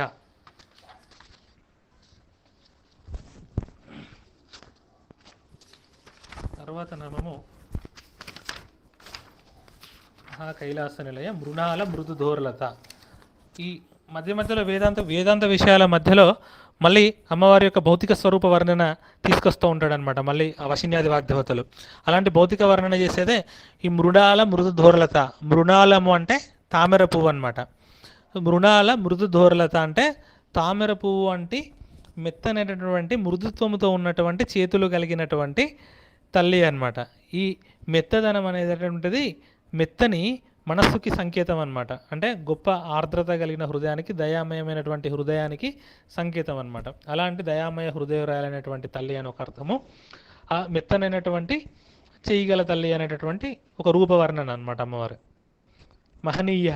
మహనీయ అంటే గొప్పది, పూజింపదగినది, అందరి చేత పూజింపబడేటటువంటి తల్లి, మహాత్ముల చేత పూజింపబడేటటువంటి తల్లి మహనీయ. దయామూర్తి, అమ్మవారు మూర్తియే దయామూర్తి అనమాట. ఇట్స్ ఎంబాడిమెంట్ ఆఫ్ దయ అనమాట. సో ఆ దయ ఒక రూపము ధరిస్తే అది అమ్మవారు అవుతుంది కాబట్టి అమ్మవారు దయామూర్తి. తర్వాత మహాసామ్రాజ్యశాలిని అంటే గొప్ప సామ్రాజ్యము కలిగినటువంటి తల్లి. ఈ సర్వ విశ్వము కూడా అమ్మవారి యొక్క సామ్రాజ్యము, అదొక అర్థము. మహా కైలాసమే మహా సామ్రాజ్యము. ఈ ప్రపంచం మొత్తానికి కూడా ఈ కైలాసమే దిక్కు అనమాట, అంటే బేసిస్ అనమాట. ఇంకొకటి స్త్రీ చక్రంలో బిందు స్థానంలో ఉన్నటువంటి తల్లికి మహా సామ్రాజ్యశాలిని అని పేరు అనమాట. అంటే శ్రీచక్రం మొత్తానికి బేస్ ఆ బిందు స్థానం కాబట్టి మహా సామ్రాజ్యశాలిని. సహస్రారం నందు ఉన్నటువంటి తల్లికి కూడా మహా సామ్రాజ్యశాలిని అని పేరు. సర్వ వేదాది శాస్త్రములను మహాసామ్రాజ్యమని అనుకున్నప్పుడు వాటిని ఏలే, వాటన్నిటికీ దిక్కై, వాటన్నిటికీ ఆధారభూతమై ఉన్నటువంటి తల్లి అమ్మవారు మాతృకా వర్ణ రూపం. ఎందుకంటే మళ్ళీ వేదాలు రాయాలన్నా మళ్ళీ అక్షరాలుగా రాయాలి కదా, అలాంటి అక్షర రూపమై వేదానికి ఆధారమైనటువంటి తల్లి కాబట్టి అమ్మ మహాసామ్రాజ్యశాలిని. అదే ప్రపంచం సృష్టికి మొత్తం సామ్రాజ్యమైనప్పుడు దానికి పాలించే తల్లి, దానికి దిక్కైన తల్లి, కైలాసంకి దిక్కైన తల్లి. నెక్స్ట్ సహస్రార కమలంలో ఉన్నటువంటి తల్లి వేదాలకి ఆధారమైనటువంటి తల్లి కాబట్టి అమ్మ మహా సామ్రాజ్యశాలిని. తర్వాత 3 నామాలు: ఆత్మవిద్య, మహావిద్య, శ్రీవిద్య. ఈ ఆత్మవిద్య, మహావిద్య స్త్రీ విద్య. ఇది డిఫరెంట్ ఫామ్గా చెప్పడం అనమాట. ఆత్మవిద్య అంటే ఈ ఆత్మవిద్య నామము నుండి త్రికోణాంతర దీపిక నామం వరకు స్త్రీ విద్య మూల మంత్రం యొక్క విశేషాలు చెప్పబడుతున్నాయి అన్నమాట. ఈ స్త్రీ విద్యే ఆత్మవిద్య. ఆత్మవిద్య అంటే మన ఆత్మ జ్ఞానాన్ని ఇచ్చేటటువంటి విద్య. నేను అనేటటువంటి అనడానికి ఏ చైతన్యం ఆధారమో ఆ చైతన్యమే ఆత్మ. ఆ ఆత్మను తెలుసుకొని ఆ ఆత్మ అంతా ఈశ్వర స్వరూపము, వ్యాపించిందంతా ఒకటే ఆత్మ అనేటటువంటి దానిని అనుభవంలోకి తీసుకొచ్చేటటువంటి విద్యయే ఆత్మవిద్య. అలాంటి విద్యయే మహావిద్య. అది బ్రహ్మమును తెలుపుతుంది. మహా అనే శబ్దం బ్రహ్మానికి కూడా వాడతారని చెప్పుకున్నాం. మహావిద్య అంటే బ్రహ్మము గురించి చెప్పే విద్య కాబట్టి బ్రహ్మ విద్య. ఇదే ఉత్కృష్టమైనటువంటి విద్య. అంటే ఏ విద్య నేర్చుకుంటే ఇంకేది నేర్చుకోవాల్సినటువంటి అవసరం లేదో అలాంటి ఉత్కృష్టమైనటువంటి విద్య కాబట్టి బ్రహ్మ విద్య కాబట్టి మహావిద్య. అదే స్త్రీ విద్య. ఈ ఆత్మవిద్య మహావిద్య ఏ ఉందో అదే స్త్రీ విద్య. ఆ లలితా త్రిపుర సుందరి గురించి తెలుసుకునేటటువంటి విద్యే ఈ ప్రపంచానికి ఈ సచ్చిదానంద, ప్రపంచం మొత్తం వ్యాపించినటువంటి ఆ సచ్చిదానంద స్వరూపమైనటువంటి ఆత్మరూపకంగా ఉండేటటువంటి తల్లిని తెలుసుకునేటటువంటి విద్యే ఆ స్త్రీ విద్య. అలాంటి విద్య స్వరూపము ఇది అమ్మవారి యొక్క స్వరూపం అన్నమాట. అదే ఆత్మవిద్య, మహావిద్య, స్త్రీ విద్య అన్నమాట. అందుకే శంకరులు కూడా ఈ ఆత్మవిద్య అయినటువంటి స్త్రీ విద్యనే పట్టుకున్నారని మనం ఒక క్లాస్లో చాలా డీటెయిల్డ్గా చెప్పుకున్నాం. దశమహావిద్యలో 3వదైనటువంటి స్త్రీ విద్యనే శంకరులు పట్టుకున్నారు. ఎందుకంటే ఇది ఆత్మవిద్య, బ్రహ్మ విద్యా స్వరూపం కాబట్టి. అంటే ఆ నేర్చుకునే జ్ఞానం ఇట్ సెల్ఫ్ అమ్మవారి యొక్క స్వరూపం అన్నమాట. అందుకే ఆ జ్ఞానం వినాలన్నా, ఆ జ్ఞానం చెప్పాలన్నా అది అమ్మవారి యొక్క అనుగ్రహమే అన్నమాట. అలాంటి ఆత్మవిద్య, మహావిద్య, స్త్రీ విద్య అమ్మవారి యొక్క స్వరూపం అన్నమాట. తర్వాత నామము కామసేవిత. కామసేవిత అంటే ఈ మన్మధుడు స్త్రీ విద్యోపాసకుల్లో ఒకడనమాట, గొప్పవాడు. 12 మంది స్త్రీ విద్యోపాసకులు మనం ఒక దగ్గర చెప్పుకున్నాం. అందులో మన్మధుడు కూడా ముఖ్యుడు అనమాట. ఈ మన్మధుడి చేత ఉపాసించబడ్డటువంటి విద్యకి ఖాది విద్య అని పేరు అనమాట. ఖాది విద్య, హాది విద్య అని స్త్రీ విద్యలో ఒక 2 మార్గాలు అనమాట. అందులో మన్మధుడు ఉపాసించిన స్త్రీ విద్యని ఖాది విద్య అంటారనమాట. మన్మధుడి చేత ఉపాసింపబడ్డటువంటి విద్య కాబట్టి, సేవించబడ్డటువంటి తల్లి కాబట్టి అమ్మవారు కామసేవిత. అమ్మ ఈ రూపకంగా సేవించబడేటటువంటి తల్లి కాబట్టి అమ్మ కామసేవిత. మనం కామ కళారూప అనేటటువంటి శబ్దాన్ని చెప్పుకున్నప్పుడు అప్పుడు ఈం రూపం గురించి చాలా విశేషంగా చెప్పుకున్నాము. అలాంటి ఈం రూపకంగా సేవింపబడేటటువంటి తల్లి కాబట్టి అమ్మ కామసేవిత. కామసేవిత అంటే ఇంకొక అర్థం ఏంటంటే శివుడు కామేశ్వరుడు. శివుడు కూడా అమ్మవారిని ఉపాసించాడు కాబట్టి కామేశ్వరుడు చేత ఉపాసించబడ్డటువంటి విద్య కాబట్టి కామ విద్య. అంటే శివుడు అమ్మవారిని ఉపాసించాడంటే మళ్ళీ శివుడు తక్కువ అమ్మవారు ఎక్కువ, ఇలాంటి భేదాలు మళ్ళీ అలా ఆ క్లాసిఫికేషన్ చేసుకోవద్దు. సరే, ఇది ఇంకొక అర్థము. ఇంకొకటి ఏంటంటే ఈ లక్ష్మీదేవికి 3 మానసపుత్రులు ఉంటారనమాట. ఆ 3 మానసపుత్రులు ఆనంద, కర్ధమ, చికలిత అనే ఈ ముగ్గురు అమ్మవారిని దర్శించినప్పుడు అమ్మవారు వీరికి ఇచ్చినటువంటి విద్యే స్త్రీ విద్య అనమాట. ఇందులో చికిలితుడు అంటే మన్మధుడు అనమాట. ఆ మన్మధుడి చేత ఆరాధింపబడ్డ విద్య కాబట్టి కామసేవిత అనమాట. తర్వాత షోడశాక్షరి విద్య. అసలు లలిత సహస్రనామం మొత్తం కూడా షోడశాక్షరి విద్యే. మన 187.5 శ్లోకాలు కూడా ప్రతి పాదంలో కూడా 16 అక్షరాలే ఉంటాయని చెప్పుకున్నాం కదా. అమ్మవారు ఎప్పుడు 16 సంవత్సరాల నిత్య యవ్వన స్వరూపకంగా ఉంటారు కదా. నెక్స్ట్ అమ్మవారి మహామంత్రము 16 అక్షరాల మూలమంత్రం ఉంటుందన్నమాట. ఆ 16 అక్షరాల మూలమంత్రమే అమ్మవారి యొక్క స్వరూపం అన్నమాట. ఈ మంత్రంలో ఉన్న ఒక గొప్పతనం ఏంటంటే సాయిరాం, మనం ఏ మంత్రం తీసుకున్నా కూడా, ఇప్పుడు మన శివ పంచాక్షరి తీసుకున్నప్పుడు ఓం నమ శివాయ అన్నప్పుడు మంత్ర ఆధీనంలో దైవం ఉంటుంది. అంటే ఆ ఓం నమ శివాయ అనేదే శివుడు అవుతాడనమాట. ఓం శ్రీ సాయిరామ్ అన్నప్పుడు ఆ సాయిరామ్ అనే ఓం శ్రీ సాయిరామ్ అనే దాంట్లోనే స్వామి ఉంటారనమాట. ఆ సాయిరామ్లోనే సాయిరామ్ ఉంటాడు. సో కాబట్టి ఏంటంటే ఆ మంత్రంలో దేవత ఉంటుందన్నమాట. కాబట్టి ఆ మంత్రాన్ని వలికేటప్పుడు మనం ఆ దేవత స్పర్శ తీసుకుంటున్నట్టే లెక్క అనమాట. సో అలా ఆ శ్రీ షోడశాక్షరి విద్య అలా 16 అక్షరాలుగా అమ్మవారే విస్తరించిందనమాట. అదే మనం చెప్పుకున్నాం కదా, ఇందులో 3 కూటాలు ఉంటాయని. శ్రీమద్ వాగ్భవ కూటైక స్వరూప ముఖ పంకజ కంఠాద కటిపర్యంత మధ్య కూట స్వరూపిణి శక్తి కూటైక తాపాన్న కట్టే దోభగదారినని స్టార్టింగ్లో చెప్పుకున్నాం. 3 కూటాలుగా ఉంటాయి. ఆ 3 కూటాలుగా అమ్మవారి మంత్రం ఉంటుంది అనమాట, 3 పాటలుగా. అలాంటి పాటలుగా విస్తరించింది కాబట్టి, విస్తరించినటువంటి మంత్రస్వరూపిణి కాబట్టి అమ్మవారు శ్రీ షోడశాక్షరి విద్య అన్నమాట. ఇంకోటి తర్వాత నామము త్రికూట. త్రికూట అంటే 3 కూటములుగా ఉన్నది అన్నమాట. అదే అమ్మవారి భౌతిక విగ్రహాన్ని చూసినప్పుడు కూడా 3 కూటములు అనమాట. వాగ్భవ కూటము, కామరాజ కూటము, శక్తి కూటం అనమాట. వాగ్భవ కూటము అని అంటే అమ్మవారి యొక్క శిరస్సు, అమ్మవారి గొంతు దగ్గర నుంచి ఈ నాభి వరకు ఉన్నది కామరాజ కూటము, దాని కింద ఉన్నదాన్ని శక్తి కూటం అంటారనమాట. సో అమ్మవారి భౌతికంగా చూసినప్పుడు అమ్మవారిని 3 కూటములుగా, అదొక విభజన. ఈ అమ్మవారి మూల మంత్రం కూడా 3 కూటములుగా ఉంటుందని చెప్తాం కదా. ఇలా 3 కూటములుగా ఉన్నటువంటి తల్లి కాబట్టి అమ్మవారు త్రికూట. ఇంకొకటి ఇంతకుముందు చెప్పుకున్నట్టు ఆది విద్య, కాది విద్య, సాది విద్య, ఇది 3వది చెప్పలేదు సార్ ఇందాక, సారీ. సో ఈ 3 విద్యలుగా తెలియబడుతున్నటువంటి తల్లి కాబట్టి అమ్మవారు త్రికూట. 3 అయ్యలుగా, బ్రహ్మ విష్ణు మహేశ్వరుడుగా, 3 అమ్మలుగా, లక్ష్మీ సరస్వతి దుర్గాగా ఉన్నటువంటి తల్లి కాబట్టి అమ్మవారు త్రికూట. అవస్థాత్రయలుగా అంటే జాగృత్ స్వప్న సుషుప్తి అవస్థలుగా 3 కూటములుగా ఉన్నటువంటి తల్లి కాబట్టి అమ్మవారు త్రికూట. కామగిరి, పూర్ణగిరి, జాలంధర పీఠములు అనేటటువంటి 3 పీఠములుగా ఉన్న తల్లి కాబట్టి అమ్మవారు త్రికూట. 3 లోకములుగా ఉన్నటువంటి తల్లి కాబట్టి అమ్మవారు త్రికూట. సత్వ, రాజస, తామస గుణముల యొక్క సమూహ రూపముగా ఉన్న తల్లి కాబట్టి అమ్మవారు త్రికూట. ఇది అమ్మవారి యొక్క అసలు స్వరూపము. దాదాపు ఇదే అర్థంగా త్రిపుర అనేటటువంటి అర్థానికి కూడా దాదాపు ఇదే అర్థం వస్తుంది. 3 పురములుగా ఉన్నటువంటి తల్లి, అది త్రికూట. అది అమ్మవారి యొక్క భౌతిక వర్ణన, అమ్మవారి యొక్క మంత్రవర్ణన. ఈ సృష్టిలో ఉన్నటువంటి 3 లోకములు, 3 గుణములు, 3 అయ్యలు, 3 అమ్మలు అవస్థాత్రయంగా విస్తరించినటువంటి తల్లి కాబట్టి అమ్మవారు త్రికూట. కామకోటిక తర్వాత నామము. కామకోటిక అంటే అమ్మవారి మంత్రానికి కామకోటి మంత్రము అని పేరు అనమాట. ఇదొక అర్థము. స్త్రీ విద్యకు కామకోటిక అని పేరు అనమాట. ఇది ఇంకొక అర్థం అనమాట. స్త్రీ విద్యకు కామకోటిక అని పేరు. అయితే ఇంకొక అర్థంలో చూసినప్పుడు ఏంటంటే 2 ఒక దగ్గరే ఉన్నప్పుడు దాన్ని కోటి అంటారనమాట.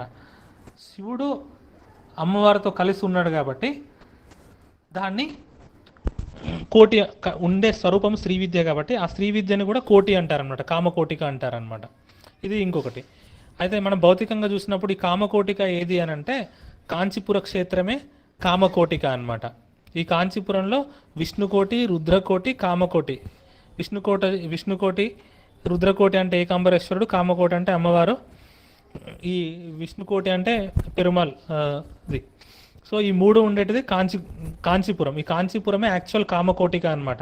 కంచిపీఠం ఏర్పడక ముందు నుంచే ఇది కామకోటిక ప్రసిద్ధి అనమాట. మనకు వేదాలలో కూడా, ఈ పురాణాలలో కూడా కామకోటి ప్రస్తావన ఉన్నది.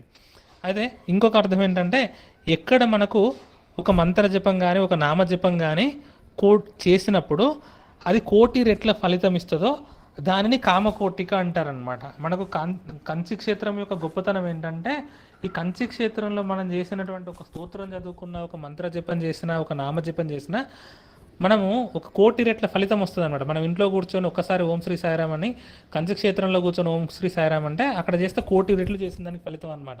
అట్లా ఒక్కొక్క క్షేత్రానికి ఒక్కొక్క మహిమ ఉంటుంది సాయిరామ్. అందుకే క్షేత్ర దర్శనం అనేది తప్పనిసరిగా సాధకుడికి ఉండాల్సిన ఒకనొక లక్షణం. సో ఎక్కడ మనం జపిస్తే అది కోటి రూపకంగా ఫలితం ఇస్తుందో అది కామకోటి అన్నమాట. ఇంకొకటి చివరగా ఆ, కా కామకోటి అంటే కోటి అంటే అంచు అనమాట, అంటే అల్టిమేట్ అనమాట. మనిషికి ఉండేటటువంటి అల్టిమేట్ కోరిక ఏంటంటే మోక్షం. కాబట్టి చివరిగా పొందవలసినది, అల్టిమేట్గా పొందవలసినది ఆ మోక్ష స్వరూపిణిగా ఉన్నటువంటి తల్లి. కాబట్టి అమ్మవారు కామకోటిక. సో ఇది చాలా అత్యంత శక్తివంతమైనటువంటి క్షేత్రం సాయిరాం. కామకోటి అంటే కాంచీపురం. తర్వాత నామము కటాక్ష కింకరీభూత కమలాకోటి సేవిత. ఇది రెండు నామాలు కాదు సాయిరాం. కొంతమంది కటాక్ష కింకరీభూత కమలాకోటి సేవిత అని రెండుగా చదువుతారు. చదివే అలవాటు ఉన్న వాళ్ళు ఇది ఒక నామంగా మాత్రమే చదవాలి. కటాక్ష కింకరీభూత కమలాకోటి సేవిత. ఇది శ్రీ విద్య యొక్క ఉపాసన ఫలం అనమాట. మనకు రకరకాల చోట్ల పుష్టిర్ మాతృధృతి అన్న చోట, మళ్ళీ రకరకాల సందర్భాలలో ఉపాసన ఫలితాలు చెప్తూ ఉంటారు అనమాట. ఈ నామం కూడా అలాంటి ఒకానొక ఉపాసన ఫలితం అనమాట. శ్రీ విద్య యొక్క ఉపాసన ఫలితం అనమాట. కటాక్ష కింకరీభూత కమలాకోటి సేవిత. కమల అంటే లక్ష్ములు, ఐశ్వర్యములు అన్నమాట. ఇవి కోటి అంటే లెక్కలేనన్ని గుంపులు అన్నమాట. కటాక్ష కింకరీభూత కమలాకోటి సేవిత అంటే అమ్మ యొక్క చూపు చేత, కటాక్ష కింకరీభూత అమ్మ యొక్క చూపు చేత కోట్ల లక్ష్ములని తన కింకరులను చేసుకుంటుంది అని అర్థం అనమాట. అంటే ఈ అనేక లక్ష్ములు కూడా అమ్మవారి యొక్క కనుసైగల్లో ఉంటాయి అని అర్థం అనమాట.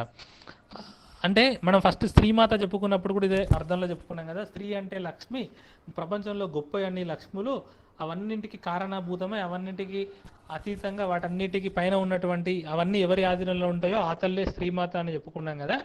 సో ఇలాంటి లక్ష్ములన్నీ కూడా అమ్మవారి కింకరులుగా ఉంటాయి. అమ్మవారి కింకరులుగా ఉంటాయంటే అది అమ్మవారు మనకి తన భక్తులకి, తనని సేవించిన వారికి కోటి లెక్కల్లో ఇస్తుంది. కాబట్టి అమ్మవారు కటాక్ష కింకరీభూత కమలాకోటి సేవిత అనమాట. ఇక్కడ మళ్ళీ అక్షపదం ఉంది. కటాక్ష మనం చెప్పుకున్నాం కదా, అమ్మవారు కన్నుల తల్లి, కామాక్షి, మీనాక్షి. కటాక్ష అనేటటువంటి పదము ఇందులో ఉన్నటువంటి ఒక మంత్ర రహస్యం అనమాట. ఈక్షాత్యాత్మిక శక్తిని సూచిస్తుంది అనమాట. ఇది ఈక్షాత్యాత్మిక శక్తి అనేది శ్రీచక్రంలో ఉండేటటువంటి బిందు స్థానంలో ఉన్నటువంటి శక్తికి సూచన అనమాట. అలాగే ఈ శ్రీచక్రం అనేది బిందు స్థానంగా తీసుకున్నప్పుడు దాని చుట్టూ ఉన్నటువంటి దేవతలు 64 కోట్ల దేవతలు ఉంటాయని నేను ఇంతకుముందు పాఠంలో మనం ఒకనొక దగ్గర చెప్పుకున్నాం. ఈ 64 కోట్ల దేవతలు అన్ని లక్ష్ములు అయ్యి ఇవన్నీ కింకరులై అమ్మవారిని సేవిస్తున్నాయి. కాబట్టి అమ్మవారు కటాక్ష కింకరీభూత కమల కోటి సేవిత అని ఇంకొక అర్థం అనమాట. ఈ సృష్టిలో ఉన్నటువంటి విభూతులు అన్నీ కూడా అమ్మ యొక్క ఐశ్వర్యములు, అమ్మ యొక్క ఆజ్ఞకు బద్దులు. కాబట్టి అమ్మవారి వీటన్నిటికీ నియామక శక్తి, ఈశ్వర శక్తి అమ్మవారి కనసనలోనే ఈ సృష్టిలో ఉన్న విభూతులన్నీ యొక్క మూమెంట్ అంతా జరుగుతూ ఉంటుంది. కాబట్టి అమ్మవారు కటాక్ష కింకరీభూత కమల కోటి సేవిత. ఇది తర్వాత నామం సాయిరాం. ఇంకొక 4 నామాలు ఉన్నాయి. ఇవి 4 నామాలు ఒక సెట్. ఇది చెప్పి క్లోజ్ చేస్తాను. శిరస్థిత చంద్రనిభ ఫాలస్తేంద్ర ధనుప్రభ హృదయస్థ రవిప్రఖ్య త్రికోణాంతర దీపిక. 6 నామాలు సారం. ఇది ఒక సెట్. ఈ సెట్ ఒకసారి చెప్పేసి ఇద్దరితో క్లోజ్ చేస్తాను. ఈ శిరస్థిత చంద్రనిభ ఫాలస్తేంద్ర ధనుప్రభ హృదయస్థ రవిప్రఖ్య త్రికోణాంతర దీపిక అనేవి ఏంటంటే అమ్మవారిని ధ్యానం చేయవలసినటువంటి పద్ధతులు అన్నమాట. అమ్మవారిని ఉపాసించేటటువంటి స్థానాలు 3 అని చెప్పుకున్నాం కదా సార్. ఒకటి శిరస్సు, రెండవది భ్రూమధ్యము, మూడవది హృదయము. ఇది అమ్మవారిని కాదు ఏ దేవతా స్వరూపాన్నైనా కూడా ధ్యానం చేసేటటువంటి 3 పొజిషన్స్ అన్నమాట మన హ్యూమన్ బాడీలో. అయితే శిరస్థిత అంటే శిరస్సు పైభాగంలో సహస్రారమునందు ఉన్నటువంటి తల్లి. శ్రీచక్రంకు శిరస్సు బిందువు కాబట్టి బిందు స్థానముగా ఉన్నటువంటి తల్లి. గురుపాదుకా రూపకముగా ఉన్నటువంటి తల్లి అంటే అమ్మవారిని శిరస్సులో ఉన్నటువంటి తల్లి. చంద్రనిభ, ఇక్కడ శిరస్సులో అమ్మవారి ఎలా ప్రకాశిస్తుంది అని అంటే చంద్రుని వల్ల ప్రకాశిస్తుంది అనమాట. చంద్రుడు అమృత స్వరూపిణి అనమాట. ఇక్కడ శిరోదేవత శక్తి అనేటువంటి ఇప్పుడు నేను చెప్పినటువంటి 3 ప్లేసుల్లో 3 శక్తులు ఉంటాయి అన్నమాట. అమ్మవారి 3 శక్తులు ఉంటాయి.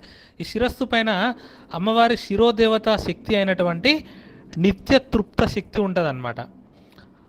ఇక్కడ అమృత శక్తి ఉంటుంది. ఇక్కడ ఉన్నటువంటి తల్లి స్వాహాగా చెప్పబడుతున్నటువంటి తల్లి అన్నమాట. సో శిరస్థితిలో శిరస్సు పైన అమ్మవారు చంద్రుని వలె ఉంటుంది. ఇది అమృత స్వరూపిణి. ఇక్కడ అమ్మవారికి నిత్య తృప్తత అనేటటువంటి శక్తిగా ఉంటుంది. అంటే మన శిరస్సులో స్వామిని అమ్మవారిని ధ్యానం చేసినప్పుడు చంద్రునిగా ధ్యానం చేయాలన్నమాట. ఫాలస్తేంద్ర ధనుప్రభ. ఫాల భాగం అంటే భ్రూమధ్యమము, అంటే నుదుటి పైన, భ్రూమధ్యమం నుంచి ఇటు పైన వరకు మొత్తం ఈ మొత్తం అనమాట నుదుటిపై ఉన్న తల్లి.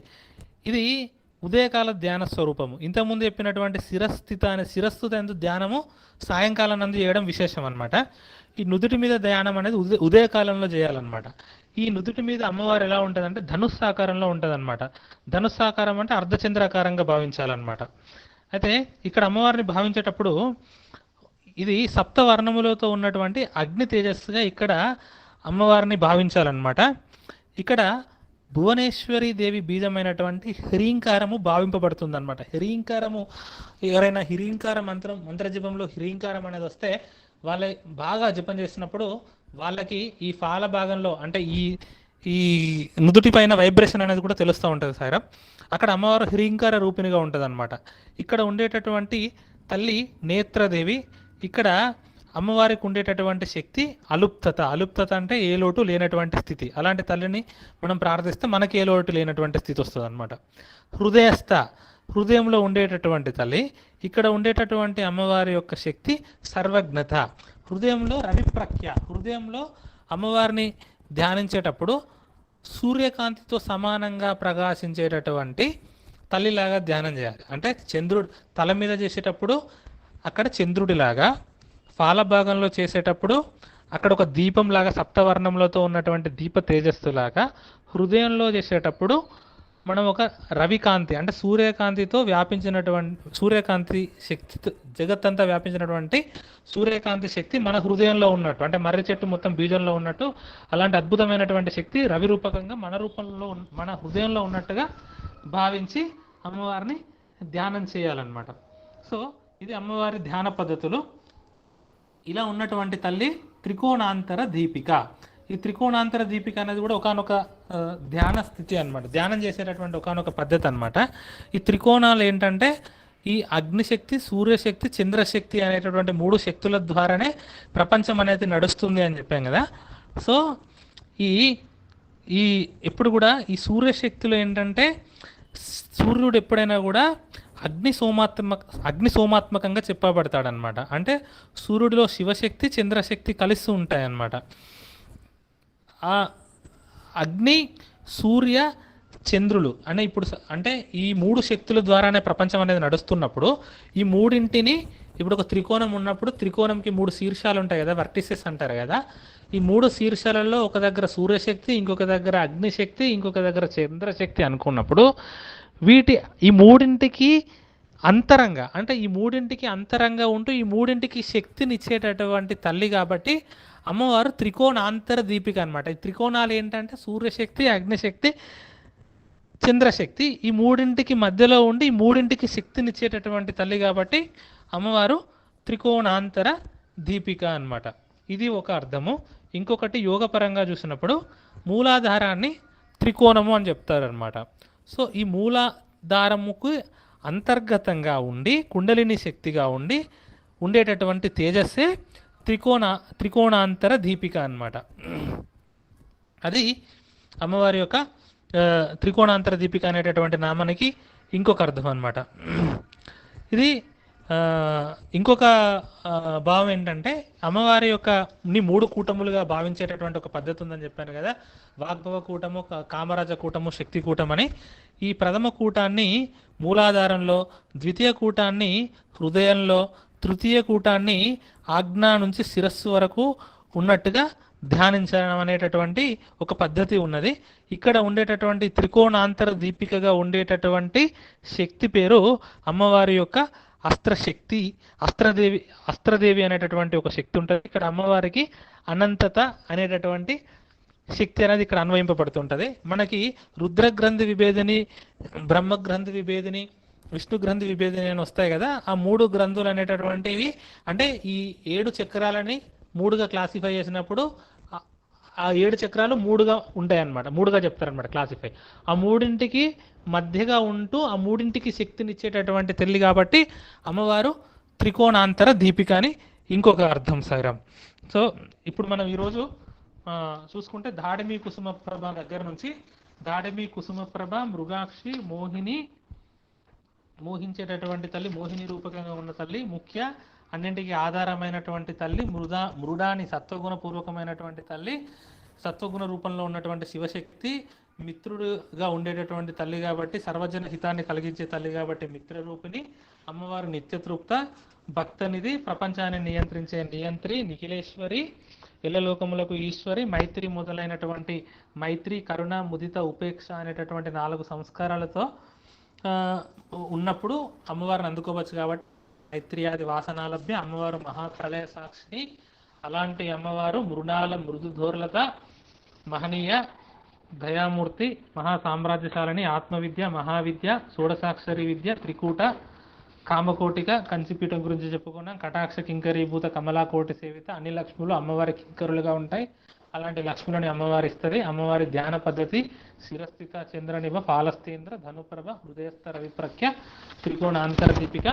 వీటి మధ్యలో పరాశక్తి, పరానిష్ట, ప్రజ్ఞాన గణరూపిణి, మాధ్వి, పానాలస, మత్త, మాతృకావర్ణ రూపకంగా ఉన్న తల్లి, మహాకైలాస నిలయ అనేటటువంటి నామాలను కూడా మనం చెప్పుకున్నాం. చివరగా ఈ అమ్మవారి ధ్యాన పద్ధతులను చెప్పుకొని త్రికోణాంతర దీపిక ఉన్నటువంటి 3 సోమ, సూర్య, అగ్ని శక్తులకి మూలంగా ఉండేటటువంటి తల్లి, మనలో ఉన్నటువంటి అగ్ని, రుద్ర గ్రంథి, విష్ణు గ్రంథి, బ్రహ్మ గ్రంథిలకు మూలమై వాటన్నిటికీ శక్తినిచ్చి కుండలిని రూపకంగా ఉన్నటువంటి తల్లి అనేటటువంటి నామంతో ఇక్కడి వరకు ఆపేస్తున్నాం సార్. ఓం శాంతి శాంతి శాంతి సార్. చాలా బాగా చెప్పావు.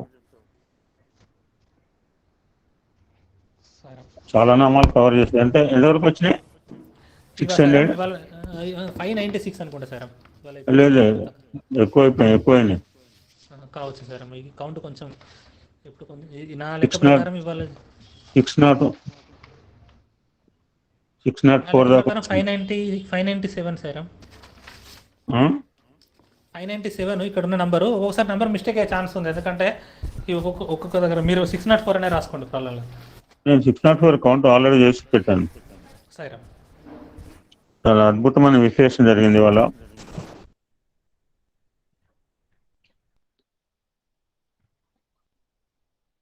ఉంటావా వెళ్ళిపోతావా? అమ్మబుద్ధి ఉంటావా వెళ్ళిపోతావా?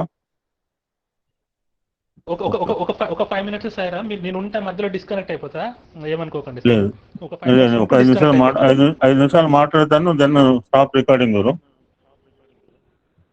ఉంటా సార్. చాలా విషయాలు చెప్పావు. నేను లాస్ట్ నుంచి వెళ్దాము. నేను కూడా ఈ యొక్క సంకల్పకార సిద్ధి వ్రతంలో ఈ the human body was composed with 3 glands అనమాట. బ్రహ్మగంధి, విష్ణుగంధి, రుద్రగంధి, 3 బీజాక్షరాలు అంటే ఐం, క్లీం, సౌం. ఈ బీజాక్షరాలు మా మెంటల్లీ రికార్డ్ వచ్చి పిల్లల చేత కూడా తెప్పిస్తా. అంటే మీరు మానసికంగా వికసించిన వారు కనుక మీరు అంటారు, అందులో నాకు సంబంధం లేదు, కానీ నాకు మానసికంగా మహోన్నతమైన స్థితిలో ఉన్న 16 మంది పిల్లలకి ఈ 3 అక్షరాలు చెప్తుండేవాడు. They will treat this as one play. ఆట ఆడితేనే ఆనందం. ఇందాక ఒక నామం కూడా వచ్చింది, వ్యాహ కేలి. అమ్మవారికి ఆట ఒక వినోదము, మన ఆడించడం ఒక వినోదం. మనం ఆడుకుంటే చూస్తూ ఆనందపడటం ఆవిడకి, అమ్మవారికి అమ్మ ఆనందమే అది. అటువంటి అమ్మవారు త్రికోణాంతర దీపిక. ఈ సృష్టి మొత్తం కూడా 3 యొక్క శక్తుల మీద ఆధారపడింది, అగ్ని, సూర్యుడు, చంద్రతత్వం. ఈ 3టికి కూడా ఎవరిస్తున్నారు శక్తి అంటే అంతరంగా ఉన్న శక్తి అమ్మవారు. ఈ 3 కూటాలకి వాగ్దేవి, కామరూపిణి, శక్తి కూడా అన్నిటి కూడా ఇచ్చే శక్తి. త్రికోణాంతరంలో ప్రతి కోణంలో ఉన్న ఆ శీర్షానికి శక్తినిచ్చే తల్లి ఆవిడ. రవిప్రఖ్య, హృదయస్థ. ఆ హృదయంలో రవికాంతి, సూర్యతేజం, రవికాంతి, నథింగ్ బట్ గాయత్రి మంత్రం. తత్సవితుర్వరేణ్యం. గాయత్రి మంత్రం గురించి బాగా చెప్పాడు. వీళ్ళప్పుడు చేస్తూ ఉండండి. ఏ మంత్రమైనా గాయత్రి మంత్రమే. ఓంకారం ఏదో మంత్రాలు యువర్ చాయిస్. ఆ హృదయంలో కనుక మనం భగవంతుని ఒక సూర్యపుంజ తేజంగా భావించి, అంటే సూర్యకాంతి సమస్త విశ్వానికి వ్యాప్తింది. It's not limited to me or to you, not to తొరపాకం ఆర్ యువర్ ప్లేసెస్. అన్ని లోకాలకి, కేవలం మన లోకానికే కాదు. ఒక్కొక్క కాంతి పుంజాన్ని సూర్యభగవాన్ రుద్రతత్వంలో మనం నేర్చుకున్నాం. ఒక్కొక్క ఒక్కొక్క లోకానికి ఒక విధమైన కాంతిని ఇస్తుంటాడు ఆయన. అన్ని లోకాలకి ఒక విధంగా ఉండదు కాంతి. ఏ లోకానికి ఎటువంటి కాంతి కావాలో అటువంటి కాంతిని ఇచ్చింటారు. అటువంటి సూర్యకాంతి నా యొక్క హృదయంలోనే సర్వత్రా హృదయంలో ఎందుకు పెట్టారంటే, హృదయంలో దేన్నైనా మనం ఇమిడించుకోవచ్చు, మిగిలిన ప్లేస్ లో కుదరదు. ఈ స్టమక్ లో అన్ని ఇమిడ్చుకోలేం. ఇప్పుడు ఆకలి అయితే భోజనం చేస్తే లిమిటెడ్ గా ఇమిడ్చుకుంటాం, కానీ హృదయంలో, అందుకని హార్ట్ ఎన్లార్జ్మెంట్ అన్నారు Swami. Not left side heart, right side heart. Left side heart అయితే హార్ట్ ఎన్లార్జ్మెంట్ పోవాలి, స్టంట్లు వేసుకోవాలి. లెఫ్ట్ సైడ్ హార్ట్ కాదు, left side heart is called physical heart, right side heart is called spiritual heart. హిరణ్య గర్భలింగం ఎక్కడ ఉందంటే రైట్ సైడ్ లో ఉంటుంది. ఆ విధంగా సూర్యకాంతి పుంజం నా హృదయంలో ఉన్నది అనే విశాల తత్వాన్ని డోంట్ అడ్మిట్ లేట్ కమర్స్. తర్వాత ఆ భూమధ్య స్థానంలో these are the points that a సాధక కెన్ కాన్సన్ట్రేట్. ఈ కాన్సన్ట్రేషన్ పాయింట్స్ అనమాట. నువ్వు దేహంలో ఎక్కడ చేసినా కానీ అన్ని కుదరదు కదా. దేహంలో హృదయానికి ఇంపార్టెన్స్ ఉంది, స్కల్కి ఇంపార్టెన్స్ ఉంది. మొన్నే చెప్పుకున్నాం. దేహంలో మిగిలిన అవయాలను బయట వదిలేశాడు, వాడికేం ప్రొడక్షన్ అక్కర్లా. బట్ హార్ట్ ప్రొడక్షన్ పెట్టాడు, స్కల్కి అంతకంటే ప్రొడక్షన్ పెట్టాడు. అంటే these are basic important points. ఈ పిట్యూటరీ గ్లాండ్ ఇక్కడ ఉంటుందని చెప్పుకున్నాం మా రుద్రంలో, మళ్ళీ రేపు కూడా చెప్తారు మీకు మొన్న మిస్ అయిన వాళ్ళకి. Very vital gland pituitary gland, supreme gland అనమాట. దాన్నే మనం కోపం అంటే ఏదనుకున్నామో దాంతో కంపేర్ చేశారు. సో ఇక్కడ కాన్సన్ట్రేట్ చేసినప్పుడు, ఇక్కడ చేసేటప్పుడు ధ్యానం చేసేటప్పుడు డిఫరెంట్ పాయింట్స్ అనమాట. ఎవరిని ఆరాధిస్తే తొందరగా మనకి మోక్ష ప్రాప్తి. చంద్రుడు శిరస్సు దగ్గర చంద్రుడిని ఆరాధించమని చెప్పాడు, అమృతతత్వం. ఇంకాస్త ముందుకు వెళ్తే కటాక్ష కింకరి భూత కమలా కోటి సేవిత. చాలా అద్భుతమైన విశ్లేషణ చెప్పాడు. ఈ యొక్క సమస్త ఐశ్వర్యాలు, సమస్త లక్ష్మిలు ఎంతమందికి అంటే 64 కోట్ల లక్ష్మిలు ఆ యొక్క బిందు చుట్టూతో ఉంటారు అన్నారు. ఆ బిందు స్వరూపిణి అంటేనే సాక్షాత్ శ్రీమ లలిత భట్టారిక తల్లి. కేవలము ఆ బిందు చుట్టూతో ఉన్న 43 త్రికోణాల్లో 64 కోట్ల దేవతలు, కింకర్ల దేవతలు ఐశ్వర్య రూపంలో ఉండి they are ready to bless the సాధకాస్. ఎవరైతే ఆరాధన తత్వంలో ఉంటారో, ఎవరైతే ఉపాసకులు ఉంటారో, ఎవరైతే యోగి తత్వంలో ఉంటారో వాళ్ళకి యొక్క విభూతులు ఇవ్వడానికి 64 కోట్ల మంది దేవతలు, లక్ష్మీ స్వరూపాలు కింకర రూపంగా ఉండి they are in the hands of కనుసాయిగలు, అమ్మవారి కనుసాయిగల్లో ఉంటారు. అమ్మవారి క్రీగని చూపిందంటే ఆ 64 కోట్ల దేవతల యొక్క వర్షం, ప్రేమ వర్షం మన మీద కురుస్తుంది. కామకోటిక. కోటి అంటే డబ్బులు కాదు, రెండు ఎక్కడైతే ఒక స్థలంలో ఉంటాయో దట్స్ కాల్ కోటి అని చెప్పాడు. శివశక్తి స్వరూపము అమ్మవారు. దీనికి ఎగ్జాంపుల్ కాంచీపురం చెప్పారు. విష్ణువు, రుద్ర అండ్ కామ మూర్తి.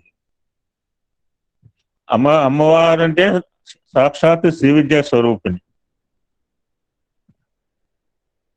శ్రీ షోడశాక్షరి విద్య, 16 మంత్రాలు. అంతకుముందు త్రికూట ఇంకో మాట చెప్పారు. బ్రహ్మ విష్ణు మహేశ్వరులు, లక్ష్మీ సరస్వతి, దుర్గా లక్ష్మీ సరస్వతి, అవస్థాత్రయము, గుణత్రయము, లోకత్రయము. ఆ త్రయాలకి త్రిపుర సుందరి అని 3 శబ్దాలకి త్రిగుణాలు, త్రీ అనే శబ్దానికి అన్నిటి కూడా సాక్షిభూత స్వరూపిణి, త్రికూట స్వరూపిణి అమ్మవారు. అటువంటి అమ్మవారు 16 బీజాక్షరాల మంత్రాలతో, మేబీ హీరోయిన్ కావడం కూడా అమ్మవారే. నాకు 16 అక్షరాలు రావంటే అక్కర్లేదు, ఒక్క బీజం చాలు, హీం బీజం. ఆ లలిత సహస్రనామంలో ఉన్న 187.5లో ప్రతి పాదంలో కూడా 16 అక్షరాలు ఉంటాయి. అటువంటి షోడశాక్షరి విద్య అమ్మవారు. అటువంటి తల్లి ఎవరు? కామసేవిత. అందరి చేత కూడా ఆరాధించబడుతుంది. ఎవరైతే కామానికి ప్రతీకైన మన్మధుడు, 12 మంది ఉపాసకులు మన్మధుడు కూడా చెప్పారు. ఆది, ఖాది అండ్ హాది 3 రకాల విద్యలని చెప్పుకుంటూ కూడా వచ్చాడు అతను. ఆనంద, కర్దమ, మూడోది ఏం చెప్పారు? Ananda, Kardama, Chiklita and Manmatha. Very nice, చాలా బాగా ఫాలో అవుతున్నావు. అంతకుముందు అమ్మవారు శ్రీ విద్యా స్వరూపిణి, ఆత్మవిద్య, మహావిద్య, శ్రీ విద్య. అమ్మవారు ఎవరంటే ఈ 3 నామాలే. ఆ సుప్రీం తత్వం నేను అనే తత్వం, నేను అంటే ఆత్మతత్వం. ప్రతివాడు తత్వం ఏంటంటే ఫస్ట్ పేరు నేనే. ప్రతివాడు భూమి మీద రాగానే తల్లి గర్భంలో వచ్చి ఫస్ట్ పేరు నేనే. తర్వాత సచ్చిత ఆనంద రూపనామాలు 5 పెట్టుకుంటాం. శాశ్వతమైన సచ్చిత ఆనంద స్వరూపాన్ని వదిలేసి ఈ ప్రకృతి పరంగా ప్రాకృతి రీత్యా రూపనామాలకు మనం అశాశ్వతమైన రూపనామాలు పట్టుకుంటాం. శాశ్వతమైన సచ్చిదానంద తత్వాన్ని మనం మర్చిపోతున్నాం కనుక మన నిజతత్వమైన సచ్చిదానంద తత్వాన్ని తెలుసుకోవడానికి లలిత ఉపాసన. అటువంటి అమ్మవారు మహా సామ్రాజ్యశాలని. ఇది క్వీన్ ఆఫ్ ది యూనివర్స్. సమస్త విద్యలకి, సమస్త శక్తులకి, సమస్తకి ఆరాధభూతమైంది. ఎప్పుడో చెప్పారు స్వామి కొన్ని సంవత్సరాల క్రితం. అప్పుడు ఇంకా స్వామి అవతార తత్వం ఎవరికి కూడా తెలియలేదు. ప్రపంచంలోని అన్ని దేశాల యొక్క సుప్రీం అందరూ స్వామి యొక్క పాదాక్రాంతులు అవుతారు అని ఎప్పుడో చెప్తుంది. అది మన కళ్ళారా చూసాం. ఆ విశ్వంలోని 170 దేశాల దేశాధ్యక్షులు స్వామి యొక్క పాదాక్రాంతులు అయ్యారు. ఇందుకు కారణం దయామూర్తి. ఎందుకు వచ్చారు ఆయన పాదాల దగ్గర కంటే? ఆయన దయామూర్తి కనుక ఆయన పాదాల దగ్గరికి అంతమంది వచ్చారు. అంతేకాకుండా స్వామివారు మహనీయుడు. స్వామి అంటే మహనీయ, అమ్మవారు అంటే అది నాట్ టోటలీ డిఫరెంట్. మృణాలన ముద్దుటోలత అంటే అమ్మవారికి యొక్క రూప వర్ణన ఎలా ఉందంటే తామరపూత పోలుస్తారు. Lotus hands and also mind. Not only hands, our mind also should be just like lotus. దయ, ఆర్ద్రత కలిగి ఉండాలి. కేవలము ఎవరి మనసులో అయితే దయ, ఆర్ద్రత ఉంటుందో చేతులు కూడా మృదువుగా ఉంటాయి. చేతులు మృదులతో అంటే దాన ప్రక్రియ, త్యాగశీలానికి. The hands of Janaka, the head of Shankara, the heart of Buddha, the hands of Janaka. ఆ చేతులు మృదువులుగా ఉండంటే తామరపూలు పెట్టుకున్నాం కాదు. Is ready to sacrifice. ఎంత అద్భుతమైన ఇంటర్నల్ మీనింగ్ చూడండి. ఎప్పుడైతే నీ మనస్సు తామరపూలాగా మృదువుగా ఉందో, దయ, ఆర్ద్రత, కరుణ, జాలి ఉంది అనుకో, నువ్వు నీ చేతులు ఊరుకోవు. You cannot tie your hands. నీ పాకెట్లో పెట్టుకుని కూర్చోవు. అప్పుడే నేను సెకండ్ ఇయర్ ప్రారంభించలేదు, అప్పుడే స్వామి నా చేతి 25,000 రూపాయలు డిఫరెంట్ యాక్టివిటీ ఎలా వచ్చిందంటే మీ అందరు చేపట్టి వస్తుంది. మీ అందరి మనస్సులు దయార్థ హృదయాలు, మీ అందరి హృదయాలు ఈ యొక్క కరుణతో నిండి ఉండబట్టి ఇక్కడ ఏదో కార్యక్రమాలు చేస్తుంది. వరుసగా రోజు ఒక యాక్టివిటీ చేస్తున్నారు స్వామి. మహా కైలాస నిలయ. కైలాసం అంటే మనం చాలాసార్లు మనం కూడా చెప్పుకున్నాం. కైలాసము అంటే గుంపు, కేలి అంటే ఆట. ఆట ఆడితేనే ఆనందం వస్తుంది. Life is a game, play it అన్నారు స్వామి. మన స్థితియే, మన సహజ స్థితి ఆనంద స్థితి. కానీ మన సహజ స్థితి అయిన ఆనంద స్థితిలో మర్చిపోయి వేరే స్థితికి వెళ్తేటప్పటికీ నీ స్థితి ఇది కాదు, నీ స్థితి ఆనందమైన స్థితి అని మనకు గుర్తు చేసి మన ఆ యొక్క నిజ స్థితికి తీసుకెళ్ళటానికి స్వామి వచ్చిన అవతారం. మన మీద ఒక సత్సంగంలో చెప్పుకున్నాం. మనం నిజ స్థితిలోకి వెళ్ళిపోతున్నాం. ఆ నిజ స్థితిని మనం మర్చిపోతున్నాం. కారణం ఏంటంటే వేరే దానికి ఇంపార్టెన్స్, బాడీ కాన్షియస్నెస్. ఈ బాడీ శాశ్వతం అనుకుంటున్నాం, లేకపోతే జగత్ శాశ్వతం అనుకుంటున్నాం, లేకపోతే ఈ లోకం శాశ్వత అనే భావంతో ఉండబట్టి మన నిజతత్వాన్ని, వాడి సుప్రీం ప్లీస్ అంటే అమ్మవారు నిజమైన అమ్మవారు నిజమైన ఆనందానికి ప్రతీక, ఆనంద హేళి. మనం కూడా ఆ యొక్క పరంజ్యోతిలో చిరుజ్యోతులే కనుక మనం కూడా ఆనంద స్వరూపులే. షుడ్ నాట్ వీపర్, షుడ్ నాట్ ఏమి తెచ్చామని ఏడవాలి, ఏమి తీసుకుపోతామని ఏడవాలా? అంత సమస్త ఆనంద స్వరూపం మనం ఆరాధనలో ఉన్నప్పుడు ఫర్గెటింగ్ అవర్ రియల్ స్టేట్. ఆ నిజ స్థితిలో మర్చిపోయిన వారికి మళ్ళీ సహజ స్థితికి తీసుకురావడం స్వామి వచ్చింది. మత్త మధ్యపాన, మనకి ఇవన్నీ వద్దు, లౌకికంగా చెప్పే అర్థాలు మనకి వద్దు. ప్రజ్ఞాన ఘన రూపిణి. ఎస్, అమ్మవారు ప్రజ్ఞ ఘన స్వరూపిణి. ఆవిడ దగ్గర లేని ప్రజ్ఞ ఎవరి దగ్గర ఉందండి? ఆవిడ దగ్గర యాదేవి సర్వభూతి శక్తి రూపేణ సంస్థ, అన్ని శక్తులు ఆవిడ ప్రజ్ఞానమైన ఘన రూపంలో ఉన్నాయండి. నిర్గుణ స్వరూపమైన ప్రజ్ఞాన ఘన రూపిణిగా ఉంటుంది. ఆవిడ దగ్గర లేని జ్ఞానం లేదు, ఆవిడ దగ్గర లేని సంపద లేదు. సర్వ చైతన్యానికి ఆధారభూతమైంది. అటువంటి సర్వజ్ఞాన స్వరూపిణి తన యొక్క సాధకులకి, యోగులకి ఈ రెడీ టు గివ్ ఎంటైర్ తన యొక్క సమస్త జ్ఞానాన్ని కూడా మనకి దారాదాత్యం చేయడానికి అవతరణ వచ్చారు, మనం ఉద్ధరించడానికి. పరానిష్ట, పరాశక్తి. జ్ఞానము వేరు, ఆ జ్ఞానాన్ని అనుష్ఠానం చేయడం వేరు. నేను 40 డైరీలు రాశాను. ఉపయోగం ఏంటి? ఆ 40 డైరీల్లో అంశాన్ని ఒక్కటి కూడా నేను ఆకలింపజేసుకోకపోతే ఇయర్ వేస్ట్. అయిన తర్వాత ఈ యొక్క పాత పుస్తకాలు కొనేవాళ్ళు ఎవరు వస్తారు? వాళ్ళు మొత్తం బీరువాలో 40 పుస్తకాలు వేస్తే వాడు 10 రూపాయలు 20 రూపాయలు ఇస్తాడు వేస్ట్ పేపర్లు అమ్మినట్టుగా. నేను తెలుసుకున్న జ్ఞానాన్ని సమాజ హితానికి వాడాల. The skills should be utilise for society అన్నారు, నాట్ కిల్లింగ్ ద సొసైటీ.